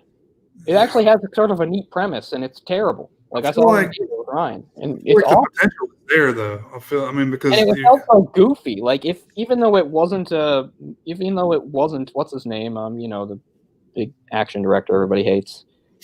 Michael Bay? Yeah, it felt like a Michael Bay movie. It felt like Michael Bay's Predator is what it felt like. And it was kind of like that A-Team movie, which I don't hate, but it doesn't fit with Predator. It felt a lot like that, too. Had the same sort of tone and style. The characters are kind of like A-Team guys. Like, That's what I mean. Like, it was like this bus full of rejects, right? It's like, oh, we're the military rejects. We all got problems. We now use our skills to fight this enemy. And they're like, what are we going to do? There's a predator. Like, I liked one concept, and they fucked it up anyway. Because it was like the idea that there was a predator. He was actually being hunted by another predator. That's kind of cool, right? But, and the other predator is some sort of giant alpha predator or something. Oh, I hated that. And the dogs? What about the predator dogs? I'd actually forgotten. But, yeah. What they what do the guys in A-Team call themselves? I thought they called themselves the A-Team. Yeah, no, I mean, but like, what is they're released from the thing? They're like soldiers of fortune. Yeah. Is that right? Okay. These guys were just like soldier rejects, right? They're all guys that were going to get like discharged or something. I don't know. They're all on the bus. It's like they all had problems, so they all made mistakes. I don't know, but it felt like that to me. Anyway, really terrible. That was a guy from. To me, it's worse than Alien Covenant. I think really? No, I don't agree with that. I think it's way worse. Alien Covenant is bad, but it's not full of like stupid, misplaced humor, at least. And there's no like giant alien that's like supposed to be like come along and be better than the other aliens. It's not like, oh, you like the alien? Well, this is an even bigger, better alien. It's bigger, so it's cooler. Let's just agree they're both bad. I definitely agree they're both bad. Yeah, it sucks, man. I don't know. It's the same thing I say about Star Wars. Like, I mean, I thought the newer Star Wars films were okay, but I just feel like there's story there that could be really good. Yeah, I think that's how most people feel. I'm at peace with Star Wars. I don't let it bother me anymore. No, I mean, I'm okay with the films, but I don't. It's not something I'm going to go pull off the shelf and watch. I'll probably never watch those films again. Oh, I'll watch them again. But yeah, I mean, I'm not going to have any sort of love for them like the originals, and I mean that's just how it is. And like I said, whenever people bitch about those movies, I agree with most of what they're saying. It doesn't bother me as much as it bothers those people. And it's not like I'm not a big Star Wars fan. I'm a huge Star Wars fan. And I mean, I'm not trying to be elitist, but like, I mean, I'm one of those people that's like, it's not just the movies for me. I read novels and comic books and stuff, and all that's important to me too. So, you know, I guess that's another reason why it doesn't. I mean, I get that the movies are the most important thing; they're the crux of everything. But I mean, at least there's other stuff for me to fall back on and say, well, at least there's this. Yeah. I don't know. I feel the same way about the Terminator franchise. Yeah, see, I like the first two, and then don't care. But I mean, there's good stories out there. I just think we need to get the hell away from Arnold and Linda Hamilton. Yeah, I see. For instance, I have not seen the latest, and I probably never will. I have no desire to ever see it. I mean, I saw it, in the theater because. Yeah. See, no, I saw the other one in theater before that, and that was the end for me. I hated that so much. Genesis or whatever. Oh man, now I hated that. I hated that more than Predator. I hated that more than Alien Covenant. I hated it. I watched Genesis again before I saw the new film, the newest film, and yeah, I'm really wavering on that. I like Genesis a little bit in the beginning, but I don't know. I want to like it so much. That's how I sort of felt about Alien Covenant. Just because they were talking about Ridley Scott being involved again, and it's like, no, he's not really involved. He doesn't care. I feel like he was like, all right, you guys are talking shit about Prometheus. Now I'm going to make Prometheus essential to the timeline. Yeah, I know. Hate to leave you, but I have to leave for about 30 seconds. I'll be right back. I'll talk about Prometheus. So I'm like one of the only people that actually like Prometheus. Okay, I think it's pretty good as a standalone film, not associated with Alien franchise at all. I can like it when I put it on its own little area by itself. When Ridley Scott went and combined the two, that's what really, really got under my skin, because I felt like he did it as like a fuck you to the people that dislike Prometheus. I don't know why he didn't just make Prometheus 2 if that's what he wanted to do.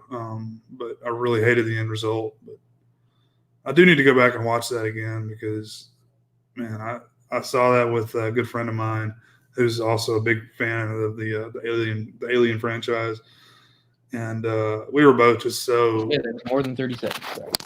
Just put off by how bad it was. I mean, like, it made me physically ill how bad Alien Covenant was.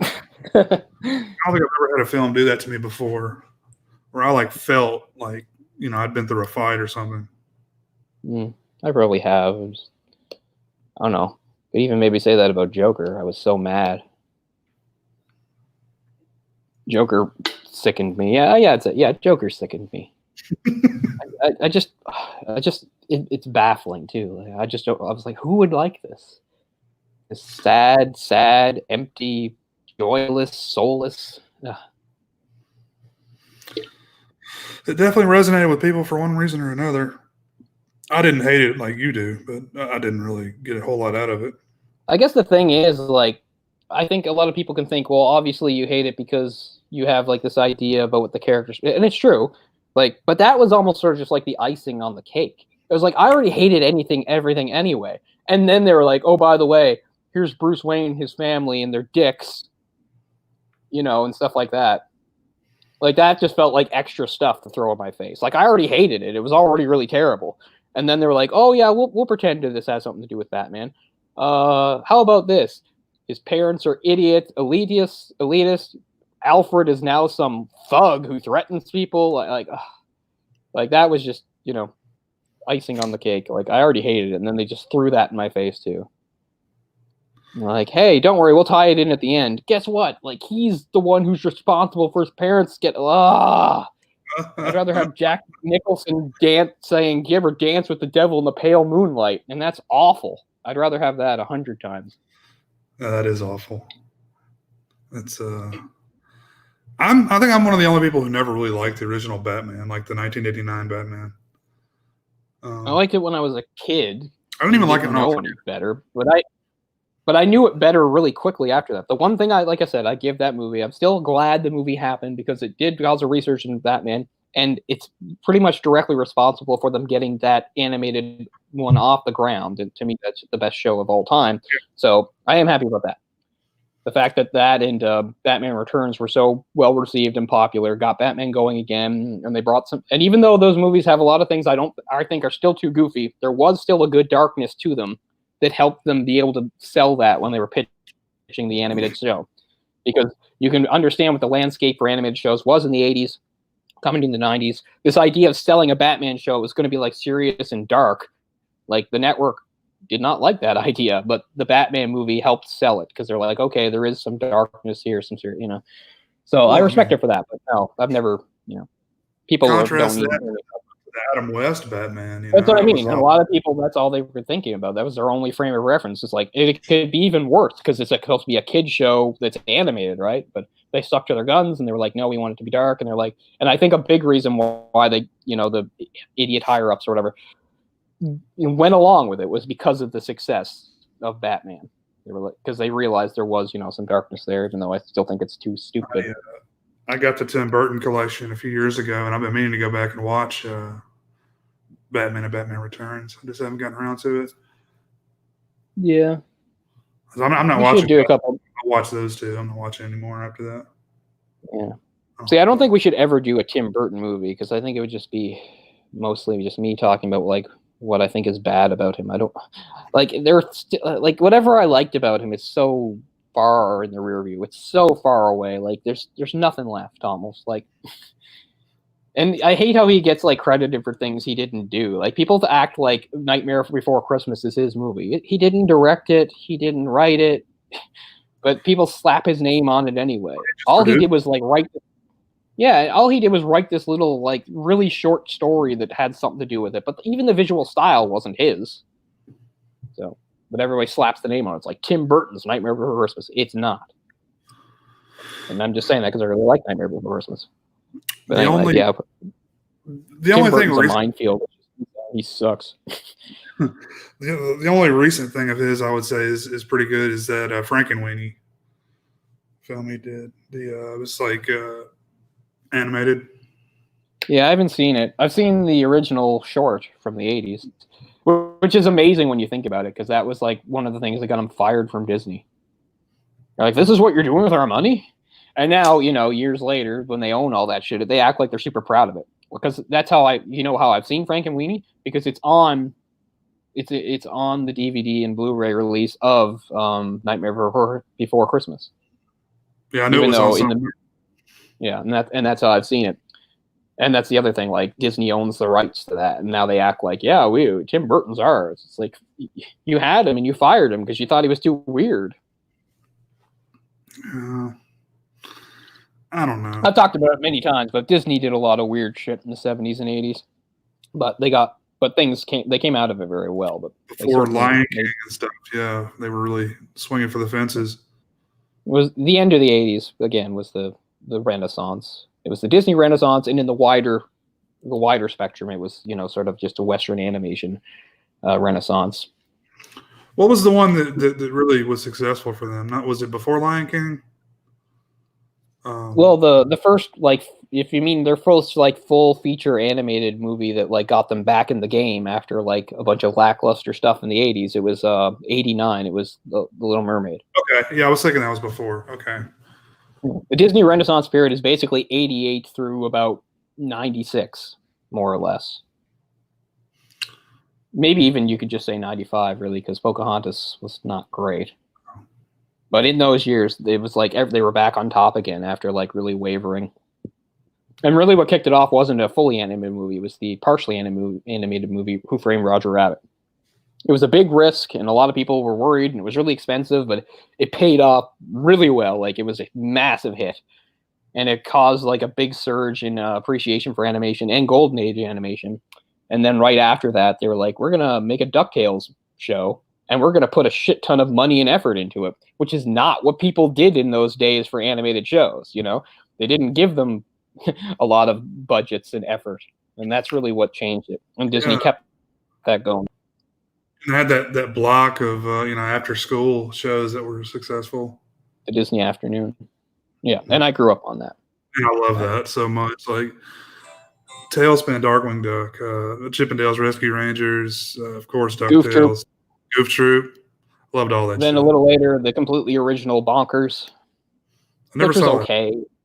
It was okay. It definitely wasn't classic like the other stuff. But for something completely new, like not based on anything, but a completely brand new character, it kind of had its roots. I don't know if I've ever made the connection officially, but I mean, if you know it, it kind of seems to have its roots in Who Framed Roger Rabbit, because it was the same sort of world. Even though it was fully animated, the idea was like he was a toon, but there were people that were supposed to be normal people. So it was people living together with toons, just like in Who Framed Roger Rabbit. The difference being they were all animated. But that was the thing. The whole thing was he was a cop. He was Bonkers D. Bobcat, and he was a toon. The whole thing was it was about this other cop who was a human, and the whole point was like you're gonna get a new partner, a toon. He's like a toon. And he goes on like that. It wasn't bad. I can't really particularly remember anything good or great about it, but it was part of the package, so I watched it. Yeah, 94, so I would have been like 13, 14, so I was probably phasing out of watching that type of stuff. 94 was great because that's speaking of bringing something original and with a huge budget again. That's when Gargoyles came out. Man, that was like the perfect thing for me. I was like 11 and Gargoyles, like because Gargoyles was serious, I did watch Gargoyles. and had really good actors in it, and amazing animation, really good music. It was Disney. Good voice actors too. Yeah, really good voice actors. Like the dad, like Uncle Phil from Fresh Prince was James Avery was the voice of the main gargoyle, I think. The big one. No, the main gargoyle was Keith David. Okay, that's right. That's the first thing I ever heard Keith David do. That's my origin point for Keith David. Like that's everything else came after that. Obviously, he was the voice of Spawn right after that. But yeah, that voice for Goliath. There's the other thing, like people point out something like Jonathan Frakes being the villain in that. Like that meant nothing to me. I never watched Star Trek. I still never watched Star Trek. That's one of the big one of those big. I remember the other day we were talking about. You were saying like how you felt like sometimes you're one of the only people that weren't like really into the Beatles or anything. I feel kind of that way about Star Trek. I've just never. I don't dislike it. I don't go around saying Star Trek is stupid. I don't dislike it. I just never care about any of it, about any of the movies, any of the shows. Like there's a ton of it, tons of it, and it's just not for me. Like, and I know that sounds weird because I like sci-fi and I like fantasy and stuff, but I don't know. Star Trek, no matter what version it is, just has an aesthetic that does not appeal to me. Mm-hmm. It's too clean. I don't know. I don't like their uniforms. I know that's kind of silly, but everything's too clean and austere and stuff. I don't know. I like guns that look like guns, not like weird. I don't even know what their phasers are supposed to look like, but they don't look like guns. But they don't look like guns anyway. I mean, I respect Star Trek for all the series, for everything they brought, because they're a huge contribution to sci-fi and stuff, and I respect it. But yeah, and I've never found any of the characters compelling. I found them really silly. Not just the original show, even Star Trek Next Generation, which is really well acclaimed and a lot of people like. And I know I'm probably stepping on some toes here and pissing people off, and I don't mean to, but I just mean every time I would like randomly watch Next Generation, I would never land on an episode that had smart writing. It was always one of the goofy, stupid ones. Right. Like every time I turned it on, it was like Data's malfunctioning. Look, he's acting all funny and stuff like that. He has emotions. Yeah, or like Whoopi Goldberg was in it or something. Like it was just, I was just like, where's the brilliantly written show everybody's talking about? Every time I turn it on, it's just silliness. But it probably doesn't hold up well. I'm just guessing because I haven't watched it in years, but it's one of those things that doesn't age well. But because I mean, when people talk about like their favorite show ever or greatest show of all time, that's one that's always right at the top. And I'm not saying they're wrong or anything like that. I'm just saying there's obviously something about it, but never, ever been my thing. It's like you said with the Beatles. Like I don't say the Beatles suck. I just say the Beatles weren't. It's not. I wasn't into the Beatles. I respect that they're talented. Musicians, and that other people like them. Just not for me. Trying to think what my favorite thing about Star Trek is. I don't even know. My favorite thing about Star Trek is probably just the stupidness of the original show, really. Yeah. Like, my favorite thing is probably just like William Shatner being Kirk. And that's not really something to take seriously. Like, I like it for its kitsch value, you know, not for something legitimately good. And again, that original show, as corny as it could be, I realized had some actually fairly groundbreaking stuff going on in it. You know, there was nothing on TV that was comparable. It was completely new. Mm-hmm. The closest thing on TV to it would have been something like, I guess, Twilight Zone or something like that, right? Because here they were presenting new crazy ideas that were not explored on TV before that, and it was ahead of its time in other ways too. Like Gene Roddenberry foreseeing, like, in this future, you know, people aren't going to give so much of a shit about race, so we're going to have a racially diverse cast. He wasn't saying let's have a racially diverse cast because everybody loves that, like we do nowadays. In fact, in the late 60s, it probably pissed people off. He's saying, no, because this fits the show, because this is the far future. And of course, you know, we're going to have a Russian, because you know what? This Cold War is not going on forever, even though a lot of people thought it would. People like, the Russians will never be friends with the Russians. Like, what do you think? War's ending. The first interracial kiss, right? So you can imagine how many people, like, shot their televisions when that happened. Yeah, that's true, too. So yeah, there's a lot I respect about it, but I don't know. I've just never really enjoyed. The closest thing to enjoying is, like, I get a sort of kick out of the movies based on the original series. I kind of like some of them, but again, not really seriously like them. It's just more like, oh, I can sort of enjoy this. Like, I can enjoy Wrath of Khan, but if I was gonna, like, make a list of my favorite sci-fi movies, it's nowhere near it. But, yeah. Yeah, that's one of the few like big pop culture phenomenons that I've always just sort of been on the outside of. Like, I see some of the appeal, but can't get into it myself. I always liked the they always tried to ground the technology in realism to an extent, and I always liked that arguing with people over warp drive and stuff. You get really interesting conversations, and that was probably my favorite thing about it. I always has there ever been a time when there wasn't a Star Trek show? Because it felt like there's never been a gap. They just always pick up and add another one. Because now there's the Picard show, and that kind of surprised me because I thought Discovery was the first one in a long time, or not a long time, but it felt, that's what I mean. There was a gap. There was a small gap at least. Okay, let's count them down. We got original series. Original series ends at the end of the 60s. That's the biggest gap. The biggest gap is that there's no show in the 70s. Late 80s is when it's starting about 87, they do Next Generation. That runs till 94, 95, something like that. They still had Deep Space Nine going on when that ended. In the mid 90s, they started adding stuff like crazy. Deep Space Nine. Voyager was going on at the same time as Deep Space Nine. Voyager and then for quite a while. Then Enterprise came sometime after that. Scott Bakula. Yeah, sure. And then Scott Bakula was the captain. Yeah. Who had the pretty Asian captain? Or maybe she wasn't a captain, but she was an important person. I'm not. It was either Voyager or Enterprise. I don't know, but I remember, like, I'd be into that. But anyway, so that was sort of the biggest gap. So, like, what was the last one of those era? Was Enterprise the last one to, like, stop? Like, the one that was still standing? No, there's another one. Discovery, is that what you said? Yeah, that's what I mean. Before Discovery, like, Discoveries came out a few years ago. I'm just saying, in the 2000s, Enterprise. There was some point where Enterprise stopped, and then we had a fairly long gap before Discovery. So yeah, now it feels like we're picking up to another era again. You know what I mean? Because there was a point where there were like 4 on at the same time. Now, does Discovery still on? I don't know if it got renewed or not. See, they put Discovery on this stupid CB. The only place it played is CBS All Access, and that's a completely separate app. Like not the CBS television channel. You can only watch it on this app. Yeah. So I never saw any of it. I heard it was decent though, but I don't know. It aired on Space here. I did.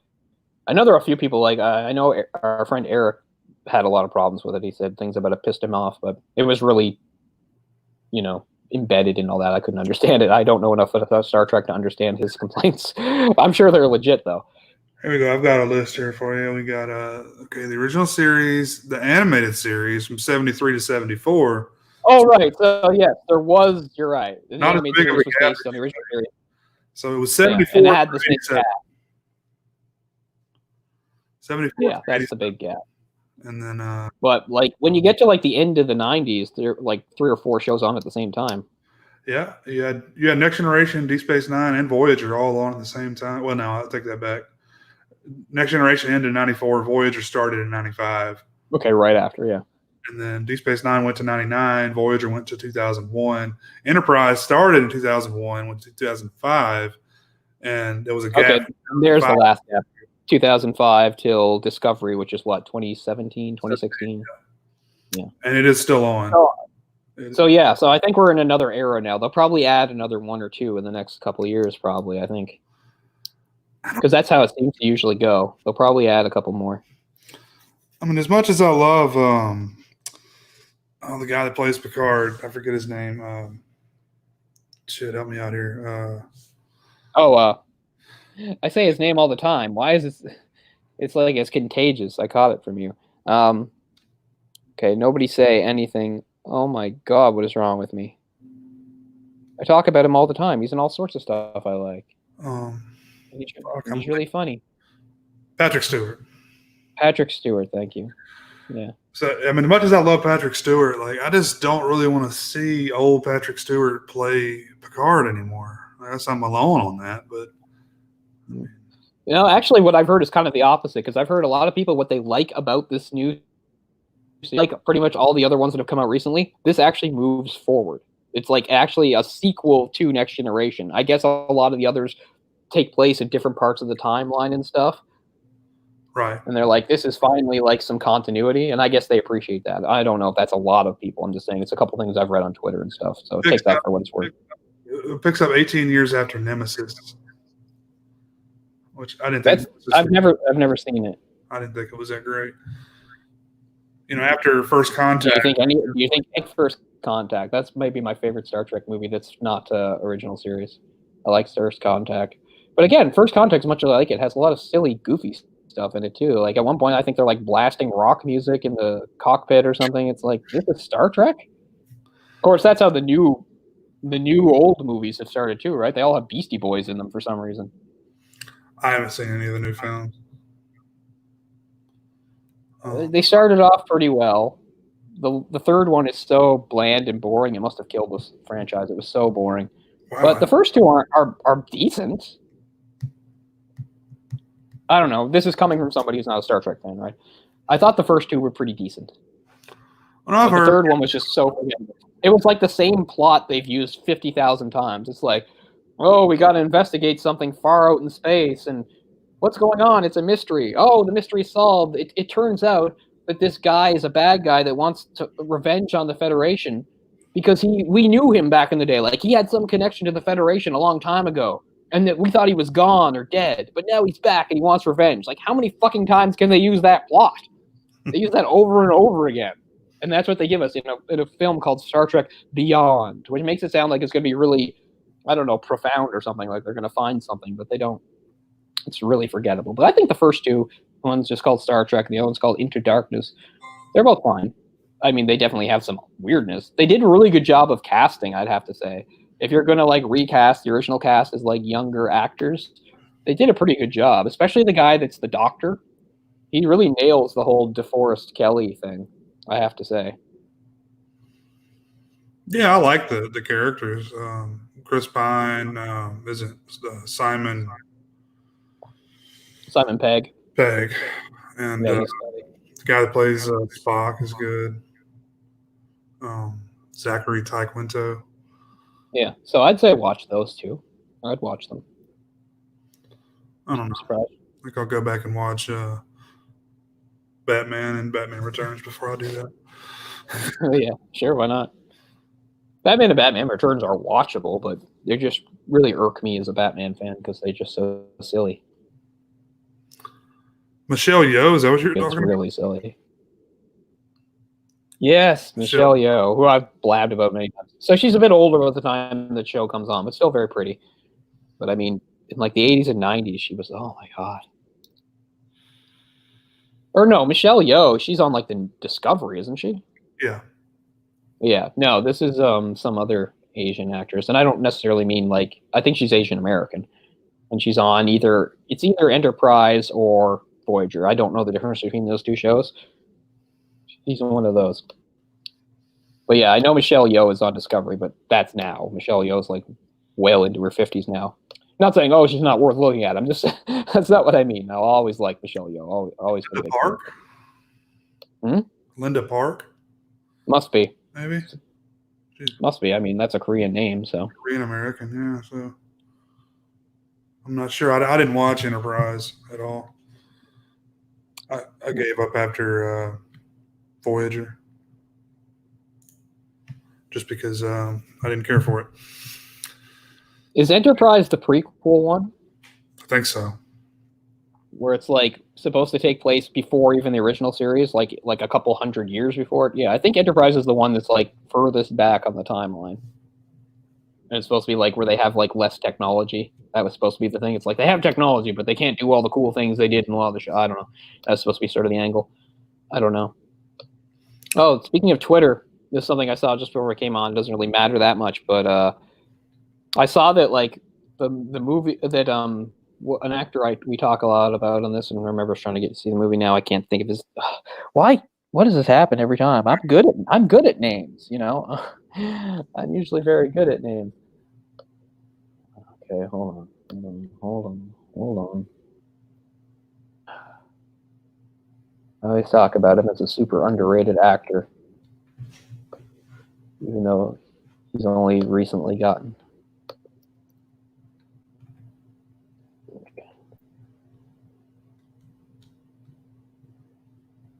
Oh, for God's sakes. Click 2009. Sam Rockwell, right? So I saw that Sam Rockwell was trending. I was like, oh, I hope he didn't get COVID-19 or something, right? But he was trending because people were talking about the movie Moon, because they were saying how like that's kind of a cool movie if you want to talk about like social isolation and stuff. Yeah. And I just like to point out people if we have a show on Moon. If anybody wants to watch it, that's on our channel. That's one of our early episodes as we did Moon, which is a very cool movie. So if you're in a mood for watching stuff about self isolating or whatever, that is a good movie for that. It's a really great performance by Sam Rockwell. But yeah, Rockwell's awesome. But yeah, you got to watch Confessions of a Dangerous Mind. I'm really confident you'll like it. Also, speaking of Sam Rockwell, he's in Galaxy Quest, which is like my favorite Star Trek movie, and it's not Star Trek. I watched that again a couple years ago. It's a good one. It's a good one, and Sam Rockwell's in that. Not as an important character, but he's there. Tim Allen, Sigourney Weaver. Yeah, Alan Rickman. Oh, Alan, yeah, he's dead. And I know they've been talking about they wanted to turn that into a film. I mean, to another film. Justin, whatever his name is. Oh yeah, he had like a surge in popularity at one point, and all of a sudden he fell off. Not surprised. Justin Long, yeah. Like I don't have anything against him, but yeah. Like around the time when he was in that Die Hard movie. Yeah. Before that, he was in the first Jeepers Creepers. Mm-hmm. Dodgeball and stuff. Yeah. I mean, he's fine. He's just one of those guys. Like, I understand why we need people like him. He's like one of those people that fills the spaces in between the memorable people. like, there's nothing particularly memorable or great about him, but he can play certain roles, and that's fine. Not everybody can be a super memorable guy or, a really great star. He's just sort of in between. I'm sure he's living a pretty good life. He's had some good leading roles and stuff. But yeah. But he's no Sam Rockwell, who I've always been a huge fan of. Really loves. There's no such thing as a Sam Rockwell performance I don't like. I mean, Poltergeist. I was gonna say Poltergeist. Like, I guess is not very good because it's a terrible movie and there's not really anything for him to do. He's just playing. He's the guy. He's the dad. He's not playing anything interesting. But so yes, Poltergeist I suppose comes to mind. But I don't blame him, right? Like that movie sucks, but it's not Sam Rockwell's fault, It's not like Rockwell tanked it with his terrible performance. No. You're a terrible Craig P. Nelson. Yeah, that's the other thing. When you like, I like Poltergeist, okay, but when I think back to it, it seems really weird that Craig T. Nelson's in it. Yeah. Oh. I don't think that's, even though I think it's an awful remake, I don't think the original has aged well at all either. So I don't know. They're not movies I go back to at all. What, Poltergeist? Yeah. I like part 2 more than part 1. I don't like the original one, man. That's one I've flip flopped on since I was younger. I just think it's boring. Yeah. It obviously made an impression on me when I was a kid, because I've said this before, because I've always had and now it doesn't even exist anymore, but I've always sort of had a fear of like a TV in a dark room, like just like showing static, which is another reason why like The Ring freaked me out so much, was because of that. And I'm pretty sure that's because I saw Poltergeist at a very young age, probably, or at least parts of it. Hell, maybe that's why I'm afraid clowns. I don't know. But yeah, I don't know. People always act like Poltergeist is like one of those like iconic movies that like has like really memorable stuff, but I don't know. It has some memorable scenes, but in between those scenes is a bunch of boring shit. Yeah, I mean, it's certainly more entertaining than like the Paranormal Activity movies. I mean, it has a lot more activity than that. Paranormal Activity is just called people going about their daily lives while things fall off shelves. But still, you're right. When you think about it in the grand scheme, not too much happens until once you get to the end, then a whole bunch of stuff happens really fast. I don't know. It's not terrible. But yeah, I'm surprised they made 3 of them, and I'm surprised that like the original is still so well remembered. But again, if people like it, I'm not going to tell them they're wrong or anything. Okay. You think if she hadn't have died, Heather O'Rourke, you think they would have made another one? Maybe, because she's really prominent in the third one, isn't she? She's almost like the main character in the third one. It's almost like they switched all the focus to her. So I think it's possible. You know, they might have made another movie where she was a little older and was the focus. Yeah, because none of the other characters come back for the third one, I don't think, because I think the older sister had already been murdered at that point. Mm. Oh man, just looking at Sam Rockwell's recent activity, he's in the Jojo Rabbit movie. I wanted to see that anyway, but now that's even a more reason to see it. More incentive. There we go. It's got the guy that worked with Ricky Gervais in the show Extras.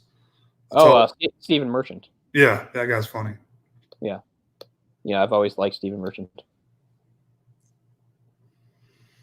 Yeah, he's funny. I really liked the Ricky Gervais show where it was him, Stephen Merchant, and the other guy just talking. You've seen that? It's just like, okay, so in like the mid 2000s, they did a show called the Ricky Gervais Show, and it's not really a show. It's like a podcast, and it's him and Stephen Merchant, and then they have this third guy who I can't remember how they know him, but they used to work with him, and they have him on because he's just so fucking weird. So they just bring up like random stuff to talk about, and then they basically let him go off with his weird opinion on it, and then they make fun of him.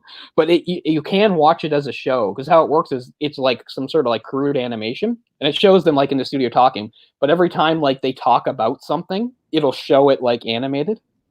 It's fun. It's a lot of fun. It's just a bunch. It says like the openings, like it's like Ricky Gervais and Stephen Merchant get together to have a series of pointless conversations. Here are some of them. Oh, it's really good. It's excellent stuff. So it's all animated?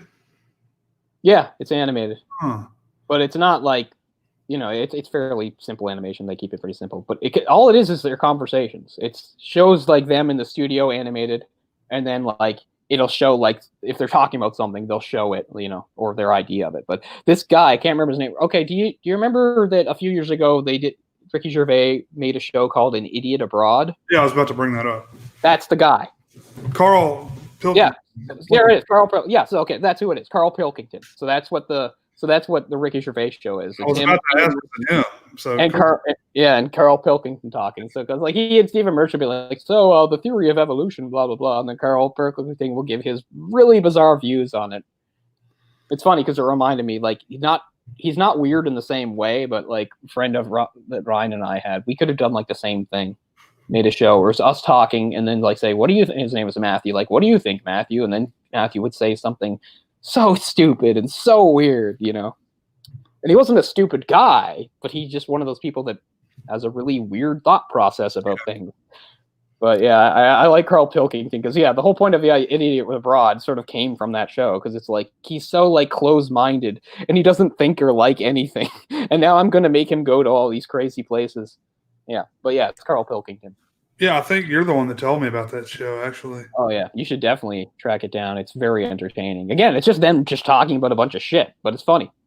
Because the funniest bit, don't worry, I'm not giving it away. I'll just give this out. The funniest one I ever saw was they were talking about this idea that he had for a movie. And it was based around Mission Impossible, but not really. Mm-hmm. The idea was it opens like with like showing Mission Impossible 7 and all this stuff with Tom Cruise bouncing around. This is like years ago before there was no Mission Impossible 5, but he's saying there's going to be a Mission Impossible 7. Then you pull out and you realize that's not the movie. It's a guy and his girlfriend watching the movie. And the guy is really disgusted, and he says, I don't know why you like these movies. And she's like, I love Tom Cruise. And he's like, Tom Cruise sucks. I could act circles around him and stuff like that. And then it's like, he's in like a car accident or something. And at the same time, Tom Cruise is like on the set of Mission Impossible 8. And he gets like killed in an accident. Anyway, they translate, I don't remember, but it's something where this guy, he gets hit by a bus. He wakes up, and his brain... he doesn't have his body more. Now his body is Tom Cruise. And it's about how this guy, even though everybody knows Tom Cruise is dead, like it's well known, but this guy looks exactly like him, not just because he looks like him, because he has his body. Oh, it's so fucked up and amazing. It's so great. Yeah, he has this really weird concept of brains. At one point, like when they talk about, like, he always talks like the brain is something separate from you. Like, it's like you exist, and then you have a brain that does its own thing and has its own will, like, stuff like that. Because it'd be like, sometimes I'd, like, go to do something, and then my brain would make me do something. Like, what are you talking about? Your brain is you, you idiot. You are your brain. But he wouldn't get that concept. But anyway, I don't want to parrot the whole thing. But yeah, you should definitely track that down. It's really funny shit. Yeah, I think you're the one that told me about an Idiot Abroad. Yeah, and Idiot Abroad basically came from that. They're like, this is a great idea because Carl's so weird and stuff. I know, I'll pay to send him to all these places.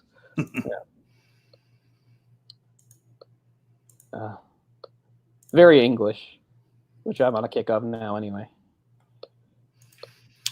Yeah, that British humor. It's not for everyone. I don't love all British humor. I don't know. It's weird when people talk about British humor like it's one thing. Because it's not like you watch Fawlty Towers and that's the same thing as, you know, I don't know, whatever else. It's all pretty different. Love Fawlty Towers, by the way. Yeah. The great... No, I can't remember his name either.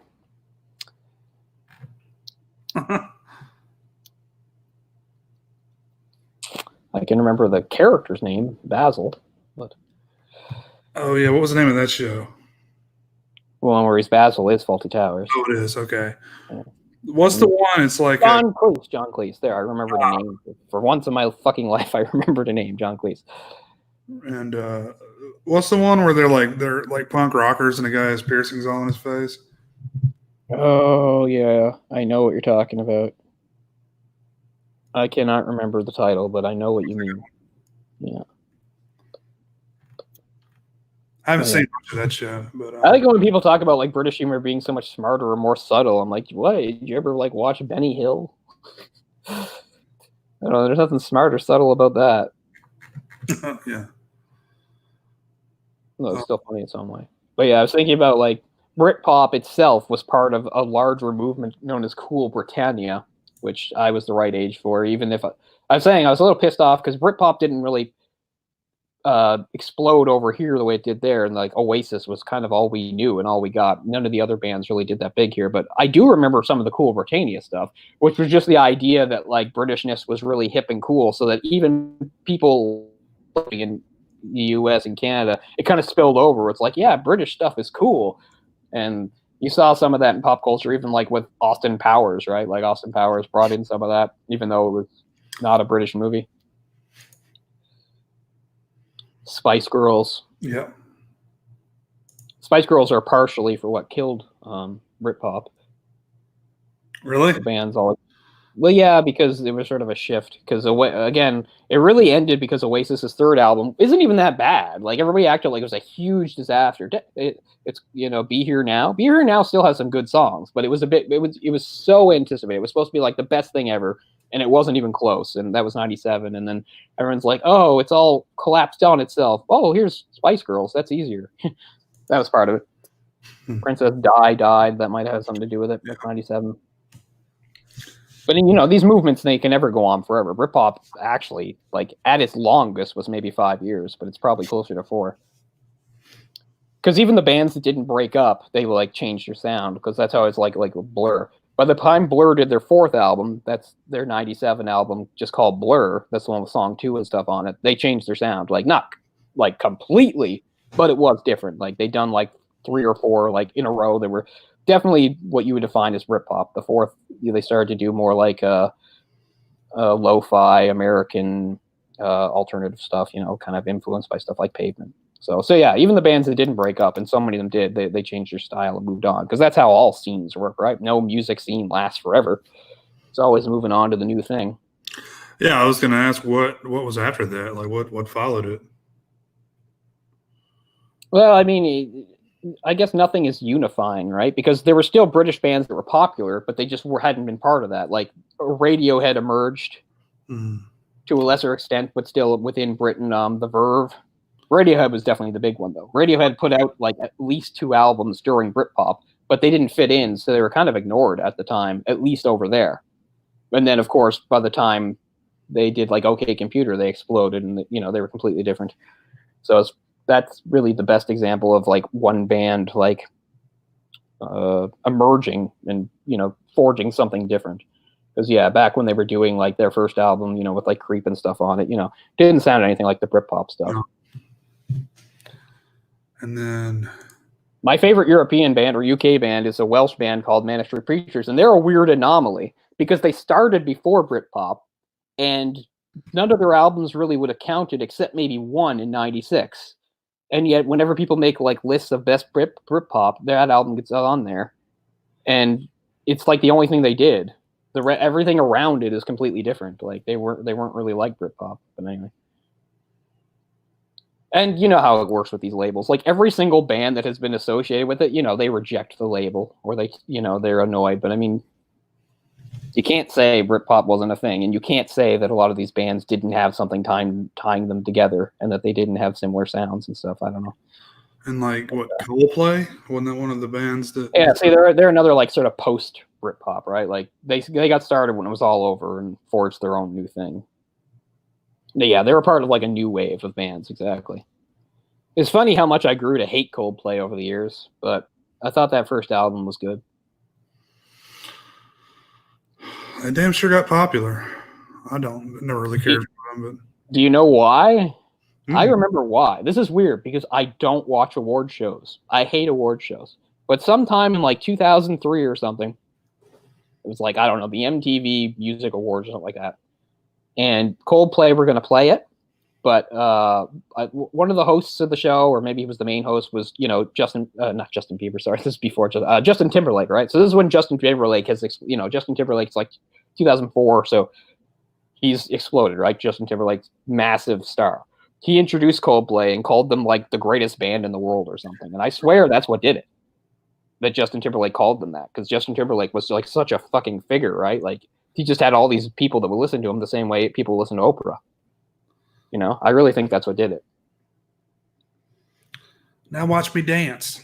Watch my funky dances. People like that shit. It's hard to relate because you and I, we're rock and roll type guys. People love that shit. Yeah, I don't know if it's. It's funny. I watched actually just today. I watched one of the documentaries about Britpop. And it's funny because it ends with like them showing. I had forgotten all about this, but there was an English group called S Club 7. I don't know if you remember that. It was weird because it wasn't a boy band, because it had girls. There were boys and girls, but they were a pop group.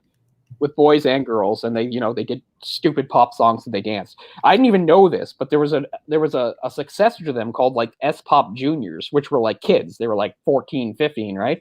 And it was showing footage of them, and they were talking about how Liam had like met them at the studio one day. I was talking to them, and Noel's like, I don't know what the fuck was going on. Liam knew who the hell they were. And he's like, and they were all doing this, and he's like, I don't know what any of that means. It was really funny. It's like, what the fuck is music now? And this was like early 2000s. Yeah, I definitely remember that name. I probably saw some video or some shit that they did. Maybe what you remember is that on MTV, they had a show. It was like a fictionalized version of their lives as a show. It was like they lived down in like Miami or something. I think it was called like S Club 7 in Miami or something like that. I remember because it was one of those, it was a part of the first wave when all of a sudden all this MTV reality and shows and stuff got shifted onto Much. And there was a show where it was it was called like S Club 7 in Miami or something like that. And it was a really stupid, terrible, garbage show. And then, it always ended with them with, it'd be like, there's conflict in the group because of blah, blah, blah. And then they'd make up and then they'd end with a musical number. I definitely saw at least a couple episodes out of sheer curiosity. But it's funny because I hadn't thought about them in years, and then they get referenced in this thing. And it's funny because it just shows Noel and how baffled he is by it. It's like, what the fuck is that? It's not wrong. Oh, it's like K-pop. I don't understand what the hell is going on with that stuff either. K-pop and J-pop. And I've always kind of liked J-pop, but not in the same way. I guess I don't know. It's not like about music videos or anything like that. It's just, I got into it through, video games and animes where they do the soundtrack and stuff. But it wasn't like I followed what the groups did or anything. I don't know. Let me preface this with, I'm not saying anything negative about either. I'm not familiar with what's going on very much. I'm just tired of fandoms like being at war with each other. It doesn't even make any sense. Like every once in a while, I'll see some bullshit thing is trending, right? It'll be like Cardi B is over or something like that, right? I don't know who Cardi B is, but Cardi B is some pop star, right? Mm-hmm. And sometimes if they're going to say a bunch of negative things about this pop star, somebody will bring up that they're like K-pop, and they'll use the term stans, which I hate. I hate that more than life itself. Stans means like fans or something, or being a fan of something. So it'll be like, and they'll say it's some unintelligible gibberish, like it's like K-pop stans have been saying this all along, blah blah blah blah. And then it's just a bunch of hateful venom back and forth between these groups. Like they can't coexist. It's like, you like K-pop, so you're garbage, and we like K-pop, so that's garbage. I don't know. When did fandom become so at odds with each other? I just liked what I liked, and if I didn't like something, I didn't pay attention to it. Right. I thought that's how the world mostly worked, but it's not. Mm-hmm. It's like you like what you like, and then you hate the other stuff because somehow it's kind of some kind of competition for it.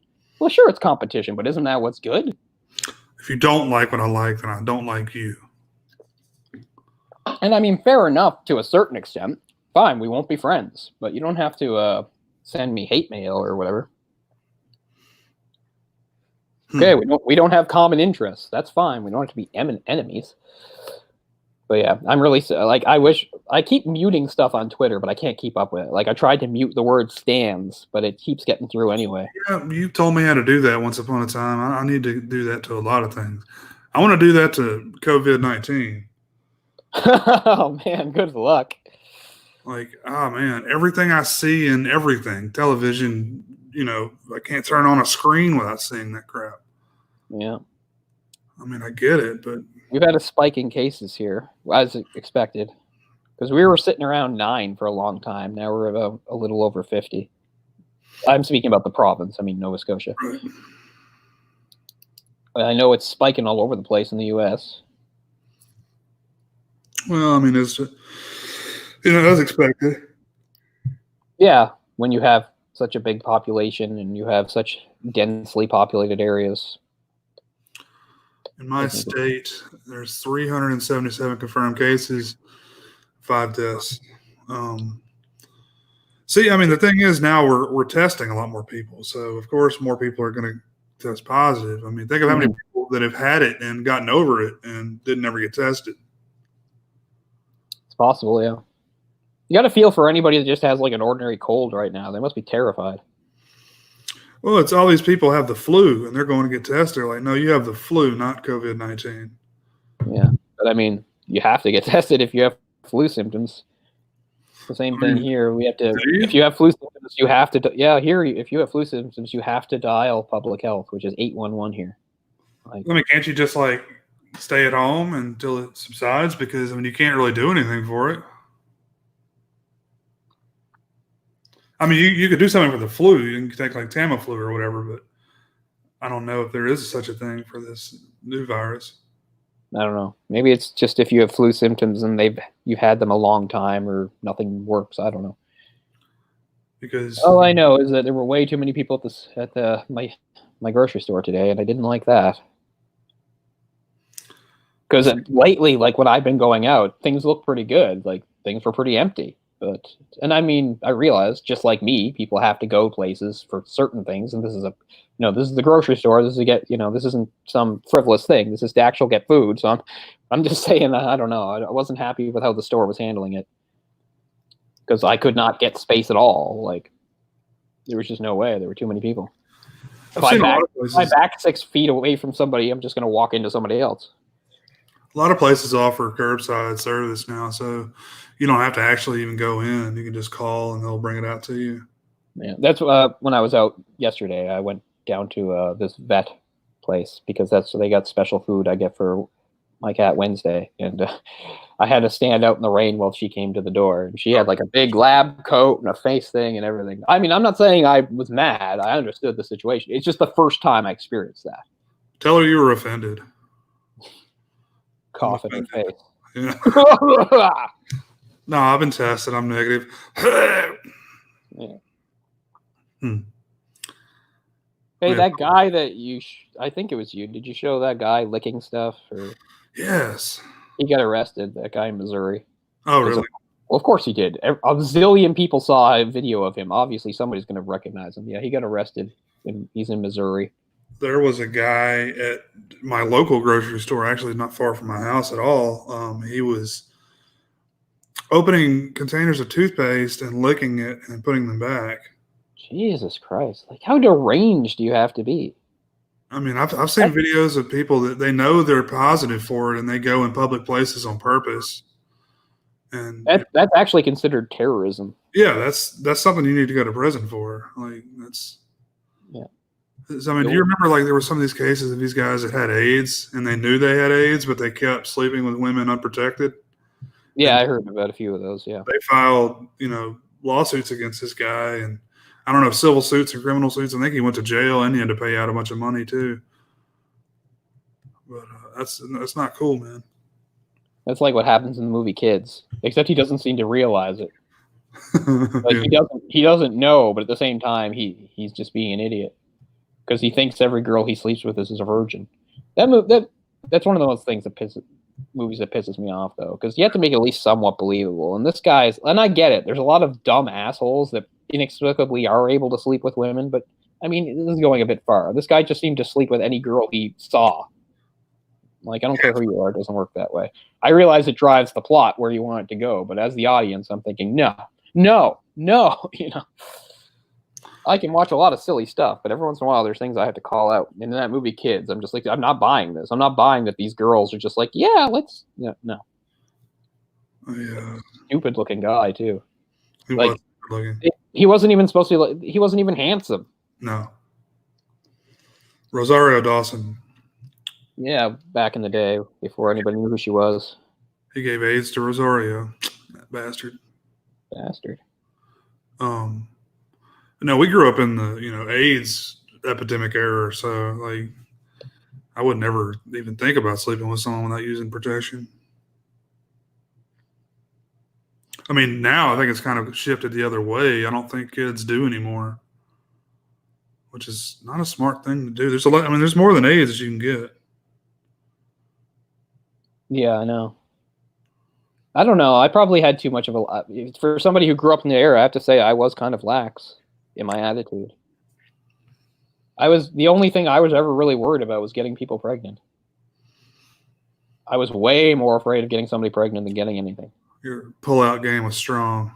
Oh yeah, hell yeah.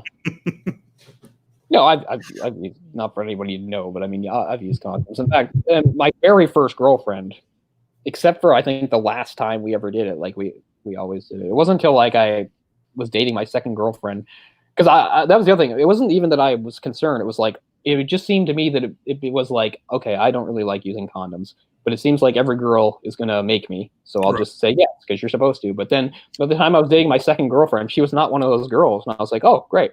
And then it was sort of a case by case basis, which I realized is somewhat irresponsible and stupid. But it'd be like, oh, she's not gonna make me, and I'm not saying anything. Yeah, I don't know. That made me question, like, why is she okay with not? Yeah. I'm a germaphobe in that regard, anyway. Casual sex really creeps me out. I don't know. Kind of miss it right now. Yeah. And then there's nothing I can do. It's a good thing I didn't pay for any dating site right in the last little while. Can you imagine? That is true. What good is a dating site right now? It's like, what good is a gym membership? I've got Regal, I've got the Regal card. I can go see movies, but it's closed. So what am I going to do? Yeah. I want a refund. My gym membership is just doing nothing right now. Very true. Yeah, they're forcing places to close here unless it's an essential, business. Yeah, it's the same here. The CDC is. That's why I feel bad for my father, because he'll be 70 in a week. Really? And he's pretty at risk. And unlike most people, he actually is working more because of this. Really? Yeah, I've heard the divorce attorneys are really busy right now. Well, that used to be his thing, but now he's legal aid. So the big thing now is if they can keep people out of jail, they want to do it, right? They don't want to pack the jails and the holding cells. So they need him because he's the one that gets them out of it. So now my dad's seeing more people than he would normally see. And yet there's other parts of the office that are shut down. Like at one point, it was just him and some other guy going in while everybody else doesn't have to go in. I'm thinking, this isn't fair. I mean, in a way, I guess it's good because he still will make money, I guess, but I'd worry about him. Yeah, absolutely. It's like my mom will be 70 this year too. And I tell her, if you need anything, I'll get it for you and bring it to you. Because I would rather get it than her get it, Yeah. But I don't know. Yeah, he's just doing a bail hearing after bail hearing. Wow. I'm surprised they're even doing that stuff right now. You think they would postpone that kind of stuff, but I guess you can't. Well, some of it can't be postponed because they have people that are in the cells. Right. I don't know. There's probably special things they can do. And I have to assume eventually some of this stuff can be done remotely, like maybe a video call or something. But I don't think it's set up yet. I don't know. But yeah, I mean, he'd be going into the office and it'd be empty except for him and one other guy. It'd be an office full of people usually. And they'd be the only ones working. Wow. So I don't know. I don't know all the details, but I have to think at least for some of this stuff, they could do some video stuff. Maybe it just hasn't been set up or something. But yeah, I can understand. They can't have crowded cells. On Monday of this week, my brother changed gyms because his gym was closed. It's this massive gym, but he went to this new place, and the owner was like, "No, I'm not ever going to shut down. I'm like, I'll die before I shut down." And today, the CDC shut it down this morning. Hey, they'll just make him. Yeah. Yeah. I can understand, all that, but yeah, it's just a terrible idea to have a gym open right now. It really is, You can run outside on the street. Yeah. I've heard there's kind of been a spike in that. I haven't noticed, but I'm not running again until I get new sneakers. Yeah. I'm still a little. I broke my toe a few weeks ago, and it's pretty much healed, but I still get a twinge now and then. I wonder about that. And the other thing is, the swelling never went 100% down. You can't really tell by looking at it until you look at my other foot, and you see it's a small toe on the end. It's slightly bigger than the other one now, just a little bit. So it's like the swelling is gone, but not entirely, because now my right toe is slightly bigger than the left, and I promise you it was not like that before. So that's kind of odd. So yeah, I don't even know if I could run. Because I don't know how other people run, but the way I run, I definitely need my toes. Really? Yeah. I do a full heel down, heel down, heel down. Well, I guess how you're supposed to do it, isn't it? I think so.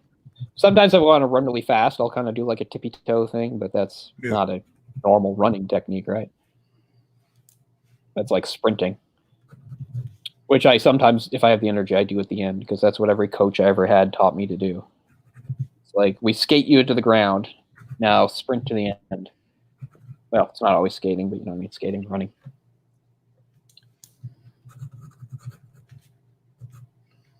That stuff just stays deeply programmed. Yeah, it does. Once you learn it. Yeah, because I'll be at my parking lot. I'm like, I'm at the end of the run. There's my building, and then like the collective voices of various coaches I've had through my life will be like, sprint, go, sprint to the end, come on, sprint to the end, go. It's like almost there, finish, come on. At least I don't hear that during sex. You have to wonder if like maybe professional athletes do though, right? They hear it more than anybody. So do you think maybe a professional athlete that would get into their head during sex? I think probably some of them. I would think they would definitely be competitive. I have to say, I've always had believed. I've never had use for it because I'm not a professional athlete or anything like that. And back when I was playing sport at any sort of level that mattered, you know, I was young and not having sex. But I always thought, like, if I was like, let's say, a hockey player and I was in the playoffs and I was like had a girlfriend or whatever at the time, I absolutely would abstain. Really? I really did believe, and I maybe still kind of do believe that like that stuff can be done later. That like, as long as I'm playing, don't do it. I don't mean regular season, but I mean playoffs. Yeah, I've heard both ways. That doesn't matter, or you really need to. Yeah. Eddie Shore, who I think I brought up before, is a violent, sociopathic hockey player from the 20s and 30s. I mean, he didn't just go quietly into the night. He then became a tyrannical coach. So in the 50s, he's coaching an AHL team, I think the Springfield Indians. And at one point, this is when Don Cherry was on the team. They were on like a 4-game losing streak or something like that. And he called a players meeting after, or no, he didn't. This is the funny part. He didn't tell the players. This is what he did instead. They had been on a 4-game losing streak, and there was no meeting with the players. And I guess he did his usual yelling at the players, but instead, like the day after that or something, he called up all the players' wives and girlfriends and assembled them and yelled at them, saying that they were giving the players too much sex. Like, I don't think he was basing this on anything. He just thought they were playing shitty, and he thought it was because they were having too much sex. And he like scolded all the women. It's pretty funny. Who's the first person to come up with this theory? Because I mean, like, what's the basis behind it? I mean, like, you're gonna have some sort of drive that you didn't, you know. I don't know. I've never based it on anything that wasn't personal. I'm only basing it on my own feelings. When you're losing your chi or something, I'm releasing my chi energy. Yeah, I just think about like having pent up energy, pent up aggression, whatever, you know. Feel like if I spend it that way, then I lose a little something. Try to perform as an athlete. Sure. Again, I've never tested it. I've never been in a position to. Yeah, I wonder if it's you get a boost in testosterone. Yeah, but it doesn't count for as much. Like I said, I think it's more of a personal belief. I don't think there's any real science behind it. I think it's even, it's partially mental, right? It's like, I believe this, so I'm going to perform in this way. I don't know. Doesn't matter. I'm not going to suddenly have to do some big important athletic event. And if I am, it'll probably happen at a time like now where I'm not getting any anyway. So, so it doesn't matter. So now's the perfect time for me to do something athletic because I'm not having sex. That's another bullshit thing that was trending on Twitter the other day. It was like, I got hurt during sex because, and I'm sure a bunch of people with a bunch of jokes. I guess it people like it. I mean, I did used to literally get, and I guess it could happen, like a Charlie horse in the back of my calf. Sure. My God, that's awful. It's embarrassing too. I mean, a Charlie horse can happen to anybody, but I mean, to like feel a bunch of pain during sex, it makes you feel like you're 100 years old. Well, and guys, they don't stop either. It's like, a snake could be biting your leg and you wouldn't stop. Oh no, I wouldn't stop. It's just part of the coach thing about playing through the pain. Again, play through the pain. Plus, again, like I said, about being 100, I always felt like if I stopped and said, "Oh," like it's not like I kept it a secret. I'd be like, "Oh my God, this hurts," or "I'm having a Charlie horse," something like that. Like I would communicate to my partner, but I always thought like if I stop and be like, it'll make me look terrible. It'll make me look like I'm some old, out of shape hack. Like, oh, I cannot pleasure you. Oh, my body's breaking down. So I had that fear. So no, I've never in those situations. I've never stopped. I have an allergy. I'll be like, in 2 seconds, she'll be like, okay, I'm going to go find somebody younger and more virile. What were some examples? Like, how are people getting hurt? Like falling off of things, or? I didn't look because I think it was mostly just jokes anyway, right? I don't think most of it was serious. Well, there's a show on TLC, I think it is. Called about we talked about Sex Sent Me to the Air. We talked about before. That show is ridiculous. Like people falling out of trees and stuff. I've heard like proctologists and ER doctors, they say like you'd be surprised as the number of people that get stuff stuck in their asshole. I know. See, I don't necessarily have an aversion that a lot of like men do, or even women, about like necessarily being penetrated there. I'm not saying I can sort of see both sides of it, right? But I definitely have that fear of something getting stuck. Like, how could people not? Mm-hmm. I mean, it's one thing to put a finger up there. That won't get stuck. Okay? Or random things, But some object, like, that's insane to me. Especially some object that could, get lost and fit in there. Did you ever see the one guy, one cup video? No. Well, he basically is sitting on a jelly jar or some sort of a glass, small glass jar, and it breaks in his asshole. And it's fucking rough, man. And then afterward, he films himself in the shower, and he's obviously used to doing this because he's got a bar of soap going. He's sticking a bar of soap up his ass. I don't know why, but that would sting. Like it. I mean, there's no give to it, so you wonder like how does it work still? But anyway, yeah. I mean, I can't believe it. Like, I don't know. It was one of my wife's friends was a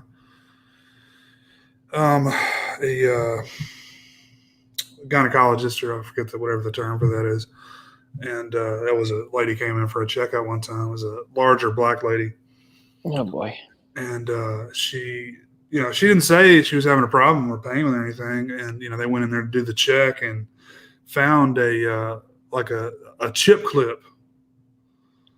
Like a thing that you seal a bag of chips with, Okay, that's quite large. Yeah, it was a big one, and it was like there, and apparently her boyfriend had been fooling around with her beforehand and gotten it lodged in there. I mean, wrong for so many reasons. And I got another story about this guy. He is a doctor that she used to work with.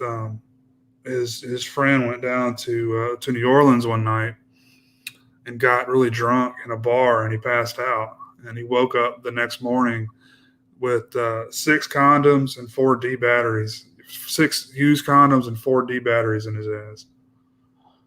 That's horrifying. So don't pass out in New Orleans. Jesus Christ. I'm all for sex and kinky things, but come on, people, you have to show your body some respect. I mean, I would just like to see what happened. I'd like to be a fly on that wall. Like, for one, I mean, I understand these guys are raping this dude, right? Like, why the need to put the condoms back in after they're used, and then the batteries? It's just like, we're gonna, That's like one of the worst things that could possibly be in you when I think about it. We're gonna shame this guy even more after we've already, Imagine the battery leaks, then you Oh, okay. Because he had to go to the doctor to get the batteries out. So, because, he couldn't get them out on his own. Okay, before we steer away from this, I'll say I'm sure you remember this too. I think it was the first Jackass movie. Remember, just to fuck with the doctor, the guy like lubed up like a Hot Wheel and put it up there. Mm-hmm. Like I guess even that's not that big of a deal. But there's not any amount of money you could pay me to do that. Like, I'd be so afraid. I'd be like, they'll never get it out. Mm-hmm. And I don't mean like, obviously I wouldn't do it on a show anyway because it's humiliating. I mean, I'm just saying, if anybody completely closed room, nobody has to know about it. Like not in a movie, but nobody has to know about it. Like, we'll pay you a ton of money to put the thing up your, like, no, like I'd be way too afraid. I think I'd be completely opposite. I think I would only do it if it was for a show or something. I'm definitely not going to do it at home. No, I don't think I could do it for any reason. Did it even work? Was the doctor even like, whoa, there's a car up your ass? I mean, yeah, it worked. Yeah, the doctor was like, well, there's a car up your ass. And like, he was just like, do you remember anything? And the whole thing was like, I don't remember. Like, Because, yeah, that was the whole reason they did it, basically, for the reaction. I can't even remember if they did it like twice. They might have gone back to the same doctor with something else. I can't remember. It's been so long. But anyway, now that we've thoroughly disgusted anybody that's been watching for a while, I guess we're a little out of form tonight because we were all over the place with UFC fighting and Star Trek. And then finally, this stuff about putting stuff up your ass. But we can circle around back to the movie because it is a good movie and finish off. I know it was a little tougher for you because it was only your first time seeing it, so I realized you didn't actually have a lot of time to digest everything. But as far as like Westerns go, it's one I always think about because it's, again, not the conventional Western. It takes place in Australia, but I also like it has a lot of the more complex themes. It's definitely not black and white morality. Everybody in the movie is, got their flaws. I like the ending too. I like how he just says, "What are you going to do now, Charlie?" And we don't know. It just ends there like that. Don't know what he knows. I mean, I assume he'll be pardoned, like the guy promised. Because even if he said, "Well, you got here too late. My wife was almost raped and I was beaten half to death," he can say, "Well, yeah, well, you said you were going to give me my brother back and you fucking killed him." So, so the deal was, you'd let me and my brother go and you killed my brother. So even though it was not his idea to kill him. But it's an interesting character study of Arthur too, because you get the idea that like he's always been like a totally violent sociopath and stuff, but like he's getting worse and worse. Right. Because he talks about at one point like how much family matters, but towards the end you realize he has almost no reaction when he finds out that Mikey died. He didn't have any reaction, did he? Yeah, he really didn't have any reaction. Didn't even really almost like he didn't hear him. Yeah. So you see he's completely unraveling. And I also think it's like it ended the way it should have. Like you could say it's really predictable that he comes in and finally does it and stops him and stuff like that. But there's a good moment earlier on where after John Hurt had gotten, when they were away and John Hurt had gotten the drop on Charlie and Sam or whatever his name is, and had them trussed up, and then Two Bob shoots him, and then because they come back, Two Bob shoots him, and then Arthur gets him down and starts torturing him with the knife. And then you think, oh, maybe he's had a few chances to kill his brother, and now he's pointing the gun at him. And you see the expression on Arthur's face. It's interesting because he's thinking, is he going to shoot me? Is that what's going to happen here? But then, of course, he doesn't. He shoots the guy instead to put him out of his misery. Mm-hmm. But then he says the line. He says, "Why can't you ever just stop me?" And I like that because it's like he's kind of aware that he's like unraveling completely. That like he's gone from like a guy who's willing to kill and stuff to get his way to somebody that just kills. And he's kind of afraid of it, I think. And that's why I think he's so at peace with it when he does get stopped and he just sits down with him. I think he's kind of relieved. I think he's like, he was always a bad guy, but he seemed to be getting worse and worse. And I think he was afraid. I think he was sort of seeing himself turning into a monster, and he was relieved and kind of happy that it was Charlie that put an end to it. Right. So I like that sort of bit of closure to it because, well, he's your bad guy. He's a really bad guy. He's sadistic and evil and stuff, but he has some scraps of humanity left. And it almost seems to me like, yeah, he can feel himself falling away and he wants to be stopped.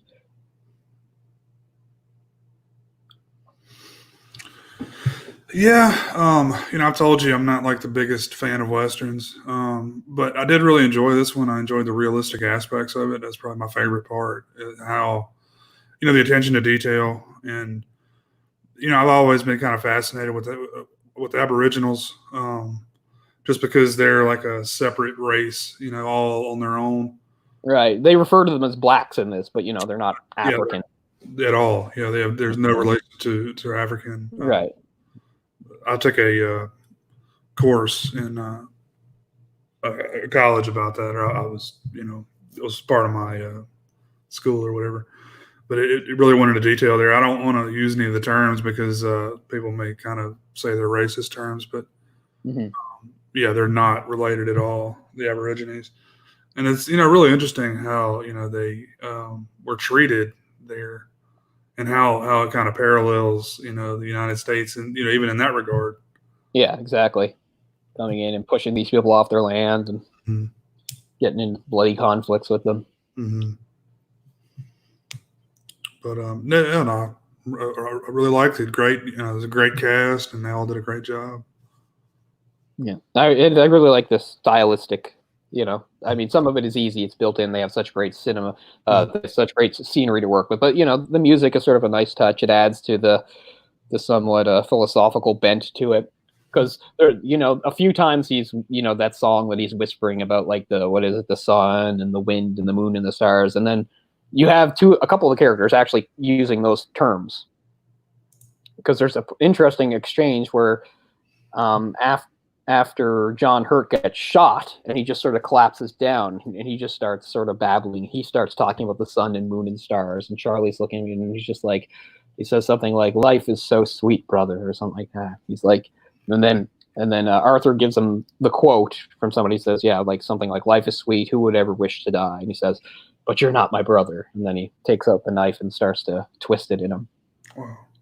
But it's an interesting exchange. And then later in the movie, towards the end, he starts himself talking something about the sun and the stars and stuff. I mean, it's, not super deep, but I like it. It ties in. It ties in nicely. Because part of this whole idea of civilizing it is sort of like a conquering of nature that they always try to do. That never works out. Of which, there's many movies and books and stories about mankind's battle with nature. Here, it's not. It's less about the nature and more about battling with itself, but still, nature's there.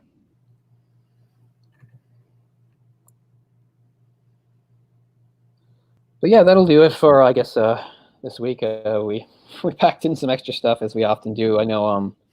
I don't know what's went up with this, because actually our last episode was like 3.5 hours. I think it's because we just hadn't had a chance to talk for a while, so we just babbled about stuff. I don't know. So I know there was a lot of different stuff there that maybe people aren't as interested in. I don't know. We were talking about UFC and Star Trek and stuff, but I don't know. It's good to get it out. But we will continue, because even as the world is locked down, we can still do this. We can do this. We have our screens and our barriers, so we're well protected. So we'll continue. With this, we definitely have a couple more to do, and maybe towards the end of April, we might do a new series of something. Not necessarily a big series, but maybe just a new series, because we haven't done one since, I think, the new French Extremity back in the fall. So maybe yeah, so it's been a bit of a while. Again, we didn't get as many episodes in there as we would have liked. Like I said, we're creeping up on our 100th episode. Like, you think we would have had 100 by ages ago, but it's because we couldn't get as many shows in as we wanted. So we're getting up towards 100, but we're still not there yet. And we want to do something special for 100, and we still are discussing what that could be. And if anybody watching has any ideas or requests, you can certainly let us know, and we'll take that into account, because that's the whole point. So if anything occurs to you that could be something sort of special for 100th episode, sure, we'd like to hear it. But that can still be a bit of a ways off at the pace we're going, because we're not always here every week, but we'll try. We hope to be here next week, so with something else as we move forward. I'd like to do another Western sometime, but we don't have to do it back-to-back. We can space it out. We'll do something maybe just different next thing. But yeah, there's a few different things I was thinking of. But as I said, I thought this was a good one, because even though it's a Western, it's off the board. It's Australian, gives it a bit of a turn, gives it a bit of a different bent. And yeah, it's just a movie I've always really liked. I was really glad to come across it. It did have a theatrical release in North America, but it was limited. So only certain cities had it. So the movie didn't get a big reaction here. I've heard it's quite well received and very famous in Australia, and I think that's good because it's certainly a very good movie. Although I don't know. It could be.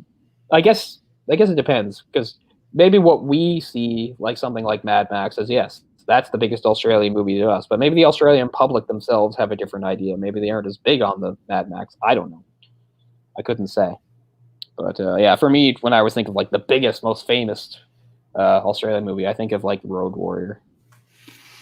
And certainly even the last Mad Max movie that came out a couple years ago, that was a big movie. A lot of people really liked that.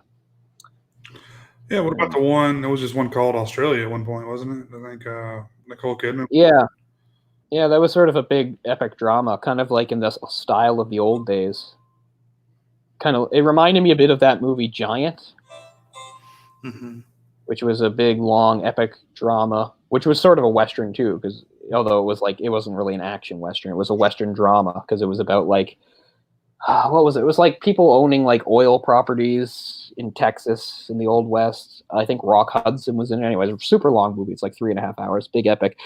Australia, I haven't seen it, but I remember reading about it. It seemed kind of like a similar sort of thing, like a big dramatic epic in like I think it's late 19th century, so sort of that era, but in Australia.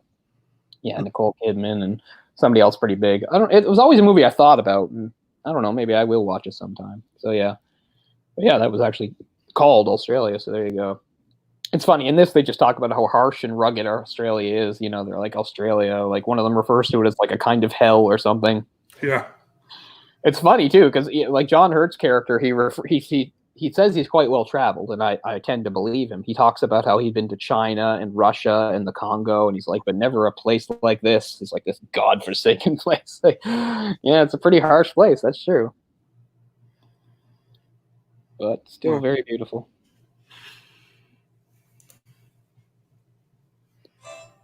Plus, it's good to see a Australian movie. This is not just a bunch of cliches, too, right? Which is a lot of stuff we see. It's like, oh, kangaroos and I don't know, boomerang. Not one koala in the whole thing. Yeah, no, there's not enough trees for it. Because I mean, Australia has some rainforest, but this is not that. This is the outback. This is the plains, which is, as we said, very similar to the American Southwest. I was always sort of fascinated because I like geography, right? By the spaghetti westerns. Because I thought it really was fascinating that, they were doing movies set in the American Southwest, but they were shooting in Spain. And it's kind of an eye-opener to think that, like, yeah, Spain has like this semi-arid desert area that can really stand in well for the southwestern U.S. It's kind of amazing when you think about it. I like geographical anomalies like that. Like Canada obviously has no deserts. But Canada does have like a semi-arid place in British Columbia that looks kind of like that upper level of desert, like not the all sand, but the scraggly, scruffy, whatever that word I'm looking for is for desert. So Canada does have that. Of course, what Canada has is the northern version of that, tundra. We got the tundra. Oh, what's kind of funny is like the very northern tip of Cape Breton, where I'm from, has like just a couple square miles of tundra, and I always think of that as sort of a neat anomaly too, because we're quite far south, really, compared to like where tundra usually is. But just the very northern tip of Cape Breton has just only a few square miles, and I always thought that was kind of cool. But yeah, I was thinking about I'd like to go to that place in Spain. I can't remember the name of the desert, but yeah. Like at the time in the 60s, maybe it's still there. There was an actual film studio set up to take advantage of that to shoot the spaghetti westerns. Can't remember, but it's on Wikipedia and stuff. The name of it. So I was always very interested in that because I was like, wow, it really does look like there. Like it's not like I'm from there, but basing it on other movies that are set there, actually shot there, etc. I've just always found that really interesting. Mm-hmm. It's kind of ironic that some of the best westerns ever made were actually made by Europeans in Europe. It's pretty cool. And that's how Clint Eastwood, a big American star, became a star. It was through that, So hadn't he done like an episode of Bonanza or something before that? Probably. Or maybe Gunsmoke, one of those shows. Oh, I'm sure he did. My dad used to like those type of shows. And maybe why I've kind of like rebelled against the Western so much, because it was like I don't know if you're aware, but like during the like 70s, 80s, there was a resurgence in like Western clothing, like Really? cowboy hats and belt buckles and shit. Which they I still didn't dress know that. like in Texas. I mean, they still dress like that, boots and the whole thing. I mean, I get it in Texas. It's sort of part of their cultural identity, sure. Is that the jean, whatever the jeans are that they wear. Anyway, It's way more annoying here. That's what Alberta is. Alberta's like Canada's Texas, and you'll find guys that like buy into that and dress. Like we have the Stampede, right, in the rodeo. So oh really? Yeah, and we at the Calgary Stampede, I mean, if you want to talk about a Canadian event, I have no interest in. That's right at the top of the list. Is the fucking Calgary Stampede. yeah, I agree. But anyway, like I mean, my grandfather, my dad's dad, was really into that. He had all kinds of that crap. But and then my dad really liked westerns a lot, and that's pretty much like if he watched television, that's what he would choose to watch. But he hardly ever watched any television. But I had no desire to watch any of that stuff, like Gunsmoke and Bonanza and all that. Yeah, No desire at all. my exposure to Western stuff was really uneven because it was like kind of a little bit of everything. Because like, yeah, you think of like all the traditional old school stuff, but I saw some of the revisionist stuff back in the old days too. And at the time, I couldn't really separate them. A Western was a Western, but now you think about how different they are. Because one is like the older style from the 40s, 50s, and into the 60s, where it's like the good guys with the white hats and the bad guys with the black hats, and it's there's a shootout at the end and that ride off into the sunset. And then you have the revisionist ones, which were much more complicated and morally ambiguous, and had anti-heroes and just much more complicated plots and the violence was up. Then you might even see something like sexual violence, like rape, or at least have it implied and stuff. So, but when I was young, I saw kind of a collage of this. I didn't really separate them in my mind. And then there was like weirder, more recent things that would be on TV, like from the 80s. There was like the 80s was probably the decade that had the least westerns. Mm-hmm. But there were a couple that stood out, like Silverado, Young Guns, and Quigley Down Under, yeah, which is another Australian Western, right? Because isn't that about a guy who's like from the West, like he hung out in the American West and now he's transplanted to Australia? Tom Selleck? I'm not sure. Yeah, that's Tom Selleck. But I remember those would be on TV. I'd see them a lot. And the first Western I probably ever paid attention to on TV was Unforgiven. Unforgiven, yeah. Which very much fits the role, the whole revisionist thing, right? Because it's much more like about deeper themes and stuff. Like they really get into like what it is to kill somebody and whether it's right or wrong and how you might feel afterwards. Because the whole thing, the kid teams up with them and the kid's like all excited, but when the kid finally kills somebody, he's like, oh shit, this is awful. I don't want to ever do this again. And they talk about it. I mean, it's a bit of a cliche, but it is a really good line that Clint Eastwood's character has. It's like, it's a hell of a thing killing a man. You're not just taking away everything he has, but everything he'll ever be, or something like that. It's a good line. So that's maybe the first Western that made an impression on me. Like Tombstone, give me Young Guns, Tombstone, Unforgiven. I like those, but that's pretty much it. I haven't seen a lot though. I haven't. I don't seek these out. Right. I've tried to watch some of the Clint Eastwood, Sergio Leone films, and it's just not my thing, man. I just don't care. They're a bit slow in places. Yeah. I should probably give them another shot. You should watch. If I could recommend like one, I'd say Once Upon a Time in the West. Mm-hmm. Because even though that's a long one, it's really well paced. As I said, like that's basically the main thing Tarantino like learned about like tension is that movie. The whole sort of long scenes where you don't know what's going to happen, or something's coming, but you don't know when. Like Tarantino does really well in a lot of movies. Like I'm pretty sure like his Blueprint is that movie. But yeah. Plus, it's kind of cool seeing Henry Fonda as a bad guy because I haven't seen a lot of Westerns, but I do know just by reputation that Henry Fonda was, when I talk about the the more traditional Westerns, he was always the good guy in those movies. So it was really a big deal that this was a revisionist, the sort of the new school Western that was more violent, it was darker, it was more complex. Henry Fonda's in it, but he's the bad guy, and he's really mean and sadistic and stuff. Like that blew a lot of people's minds at the time. But yeah, I just recently watched that again. And even though it's a fairly long movie, it's like 2.5 hours, like that one does not feel long the way like something like The Good, the Bad, the Ugly. The Good, the Bad, the Ugly is a good movie, but it does take patience, man. It has some really long, draggy parts, and I get why they do it, but I don't think it's as effective. Because it's funny, it's the same filmmaker, it's Sergio Leone, but I've tried to watch it quite a few times because it's a popular film. You know, a lot of people love that film, and you know, it's just I don't make it, but you know, maybe the first hour or whatever, and I'm just not invested in it. You know, but I do need to give it another shot. It's been a few years since I've tried. Yeah. One I did like a lot was Django. Yeah. That's spaghetti too, right? It is spaghetti. I was going to ask, is it? Yeah. Yeah, Sergio Corbucci. What's the name of the actor in that? He had a really cool name. Franco Nero. Franco Nero. I love that name. Yeah. They were sort of walking the line of exploitation films. They were so violent. Yeah. Which is what made me think when I was reading, like I said, a few weeks ago, I was reading up on the stuff and I found out about Soldier Blue. I'm really interested in watching Soldier Blue. But anyway, yeah, so it's kind of on our mind, so I don't know. It's possible we could do another one. But anyway, yeah, it's something we'll explore further down the road, if not next week. Because, yeah, it's something that both... I mean, I have a little experience in it, but still not like a ton or anything. And I'm not saying I want to get deep into it because you know, I'm like you.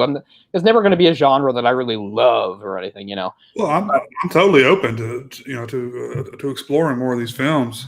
Yeah, but there's definitely some interesting ones, and I can think of a few off the top of my head that I've seen. The Searchers is probably John Wayne's best movie. Because in most John Wayne movies, it is sort of that black and white thing. Here he comes, he's the right. Like, Searchers has a lot of depth, and he plays a very flawed character. He's like a really racist character, and it's a pretty interesting story. What's the one that remade Seven Samurai into a Western? Oh, The Magnificent Seven. Yeah, I've seen that one. It's okay. I didn't really care for it, but yeah, I was always surprised because that was another one, you know, the really big reputation. Oh yeah. I mean, I thought it was okay, but yeah, they even made a sequel to it called like The Seven Return or something, or Return of the Seven. And yeah, they made a remake of it a few years ago. No interest in that. But yeah, a few from that era that stand out to me that I can remember is like The Searchers, Once Upon a Time in the West. The Wild Bunch. Yeah, that's Sam Peckinpah. Yeah. I've never seen that one. I know what it is. I'm aware of its reputation, but I've never seen it. Then there's some that I know I've seen, but maybe only parts of them, and they kind of blend together. There's a really good. This is more of an old school one, but as far as old school goes, it's pretty good. It's actually with Jimmy Stewart. It's called The Naked Spur, and he's like, I don't remember if he's a bounty hunter or what, but he's hunting this criminal like through kind of like mountains and stuff. It's pretty good. And that's like 58 maybe or something like that. It's definitely not revisionist. It's more the old school style. But I would just say it's entertaining. I really like Jimmy Stewart. It's weird because Jimmy Stewart doesn't usually play like a tough guy, but he's fairly tough in this movie, which is still hard to buy because he's still Jimmy Stewart. But I don't know. It's not bad. It's not bad. This is Jimmy Stewart doing a Jimmy Stewart impression. Yeah. All right there, fella. Just put your hands in the air. Man, dance. Yeah. I'd like to like at least they knew they could never cast him as the bad guy. Can you imagine him being the bad guy? No, I cannot. All right, fellers. All right, you fellers. Get your fucking ass in the car. This is a stick up, see? Gee Willikers. No, the line is not Gee Willikers, Jimmy. It's Jesus Christ. I can't take the Lord's name in vain. How about I say, golly gee, get your behind up on those. Yeah. Jimmy, that's not going to work. Okay, you can be the good guy, Jimmy. Oh, shucks, I wanted to be the bad guy. Yeah, I don't think you could ever be the bad guy. Yeah, I'm looking at a list here. Lightning Jack, which I've heard of, which is another Australian starring Paul Hogan. Paul Hogan, very nice. Very Australian. That's the epitome of Australian. Too Australian, really. Here we go. Starring Paul Hogan, Cuba Gooding Jr., Beverly D'Angelo. Oh man, she would have been really hot back then. 94. Yeah, still pretty hot. I mean, a little older, but still pretty hot. I mean, oh yeah, man, she had a rack on her. I know. I've seen Hair. It's like the best reason to see Hair, really. It's kind of funny that Hair is only like 3 or 4 years before dancing around with her top off to like the mom, suburban mom, in like the span of a few years. Yeah. That's what you do. She was really hot at European Vacation. She's still hot. Well, I mean, that's how I know. Like, she's still pretty hot in Vegas Vacation. Now, that's like 97. So she aged quite well. Give her credit. And, you know, that one's not very good, but I still watch it when it's on, just so I can watch like Wayne Newton hinting on her. European Vacation is when he films her like in the shower, and then the guy like steals the camera in I think Paris or somewhere. Yeah. And come to find out, like they were like releasing bootlegs of that everywhere. That's like my least favorite of the main ones, honestly. I like Vegas more than Europe. I know that sounds weird, but I do. I don't think Europe holds together. It feels too random. I've got a soft spot for Europe because I think it's the first time I ever saw breasts. It was either that or just one of the guys. I definitely can't remember the first time I saw breasts in a movie. Could have been fucking anything. I can remember like hearing about a few ones and not being able to see it because I remember like at one point Ryan, this would have been like 92 or 93, was over like at his aunt's house or something and inadvertently saw a topless scene in Single White Female. He told me all about it, but I didn't see that movie for like years afterwards. I don't even know. Who was it? Bridget Fonda? Yeah. Or Jennifer Jason Leigh. It's one of the two. Oh, that's right. She tries to. Yeah, I can't remember which one actually has a nude scene. I don't. Which one's the bad one? Yeah, I don't remember. Gonna say Jennifer Jason Leigh's the bad one. I'm gonna guess. You remember Basic Instinct? Like that, the whole draw for Basic Instinct was that she shows her bush. Like that's it. Yeah, that's the only. I think that movie's garbage. It's a terrible movie, and that scene's not even worth it. I know. I've gone on this rant before, possibly as recently as like our last show, because I was talking about like how much I think that movie sucks, and how like I always say like if you want to see it, and I'm always baffled that all those sexy thrillers of the '80s and early '90s had what's his name in it? Sure. Michael. Oh yeah. Michael. Fuck. His dad died just the other day. Finally. Oh right. Michael. Keep wanting to say Keith. Douglas. Michael Douglas. Yeah. Kirk Douglas just died, right? Yeah, he was like 101 or something. Yeah. Or maybe he didn't die. Maybe he just got really old and he's still alive. Yeah. I'd forgotten that John Hurt died before I looked him up in this movie. But yeah, John Hurt died. I remember when he died a few years ago. I watched Elephant Man. Yeah. Such a great actor. He is. The same year he did this movie, he was in V for Vendetta. Wow. Where he's pretty good. Really? He's like the head of the evil government in that. Oh, 05. Okay, yeah. England prevails, bitches. Well, I was thinking it was after that, but yeah, so it was 05 would have been right. Yeah. John Hurt's always entertaining. He's really good in this. I even felt bad that his character died, really. Even though his character was not a good guy, I still kind of felt bad he died. But you could definitely see it coming. He really hammed it up in this one, too. Yeah. Well, I mean, to be fair, like 90% of his screen time, he is drunk.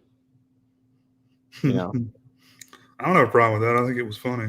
Yeah, I'm just saying. Well, I don't really think it was overacting because like he was playing a character who was drunk. So, but yeah, it was funny. He had some great lines. Anyway, that will do it for us. And as I said, we have a lot to think about. Maybe we will continue something with westerns because it is something that we don't either of us have a ton of experience in and are open to. And so we'll see how that goes. If it's not next week, it'll be somewhere down the line, as we said, and then. If we can get maybe 2 or 3 done, we'll embark on some sort of series. We have a couple ideas for series, so we'll see how that goes. So we will see. So thanks so much for being with us as COVID life continues. As I said, who knows what my hair will look like next week? It could get even crazier. The longer this goes, the crazier I get, and the more things I find in my bathroom and think, oh, why the hell not? So we'll see. If not now, when? Yeah, because I mean, I wanted to get my hair cut like at least a month ago, and I can't do that. So I know some people, they get so bothered by long hair. They're like, I cut it myself. No, I'm sorry. There's nothing that will make me cut it myself. I'm not crazy. The only thing I could do if to cut it myself is like if I had something to just shave it all off, sure, but I'd never do that. I would look like a chemo patient bald. I would not look good bald. Hair is it's important. Wait, so there's I thought these headphones would die, but there's still life in them. But it's funny putting them on like really poofs the hair out on the sides. It's pretty funny. Anyway, so yeah, stay tuned for that too. Who knows what the evolution of my hair will be there by next week. So anyway, thank again for so much for being with us. Very happy to have you guys. And again, I know we strayed all over the place in this one, but that's part of the fun, as always, part of the deal with the show. So thanks a lot. So that'll do for this week. Hopefully we will see you next week. That is the plan. So until then, same advice as always. If nothing you haven't heard before, but you've heard it a million times. Stay in as much as you can, wash your hands, etc. Do our best to get through this. So thanks a lot, guys. We'll see you next time. Peace out. Thanks, guys.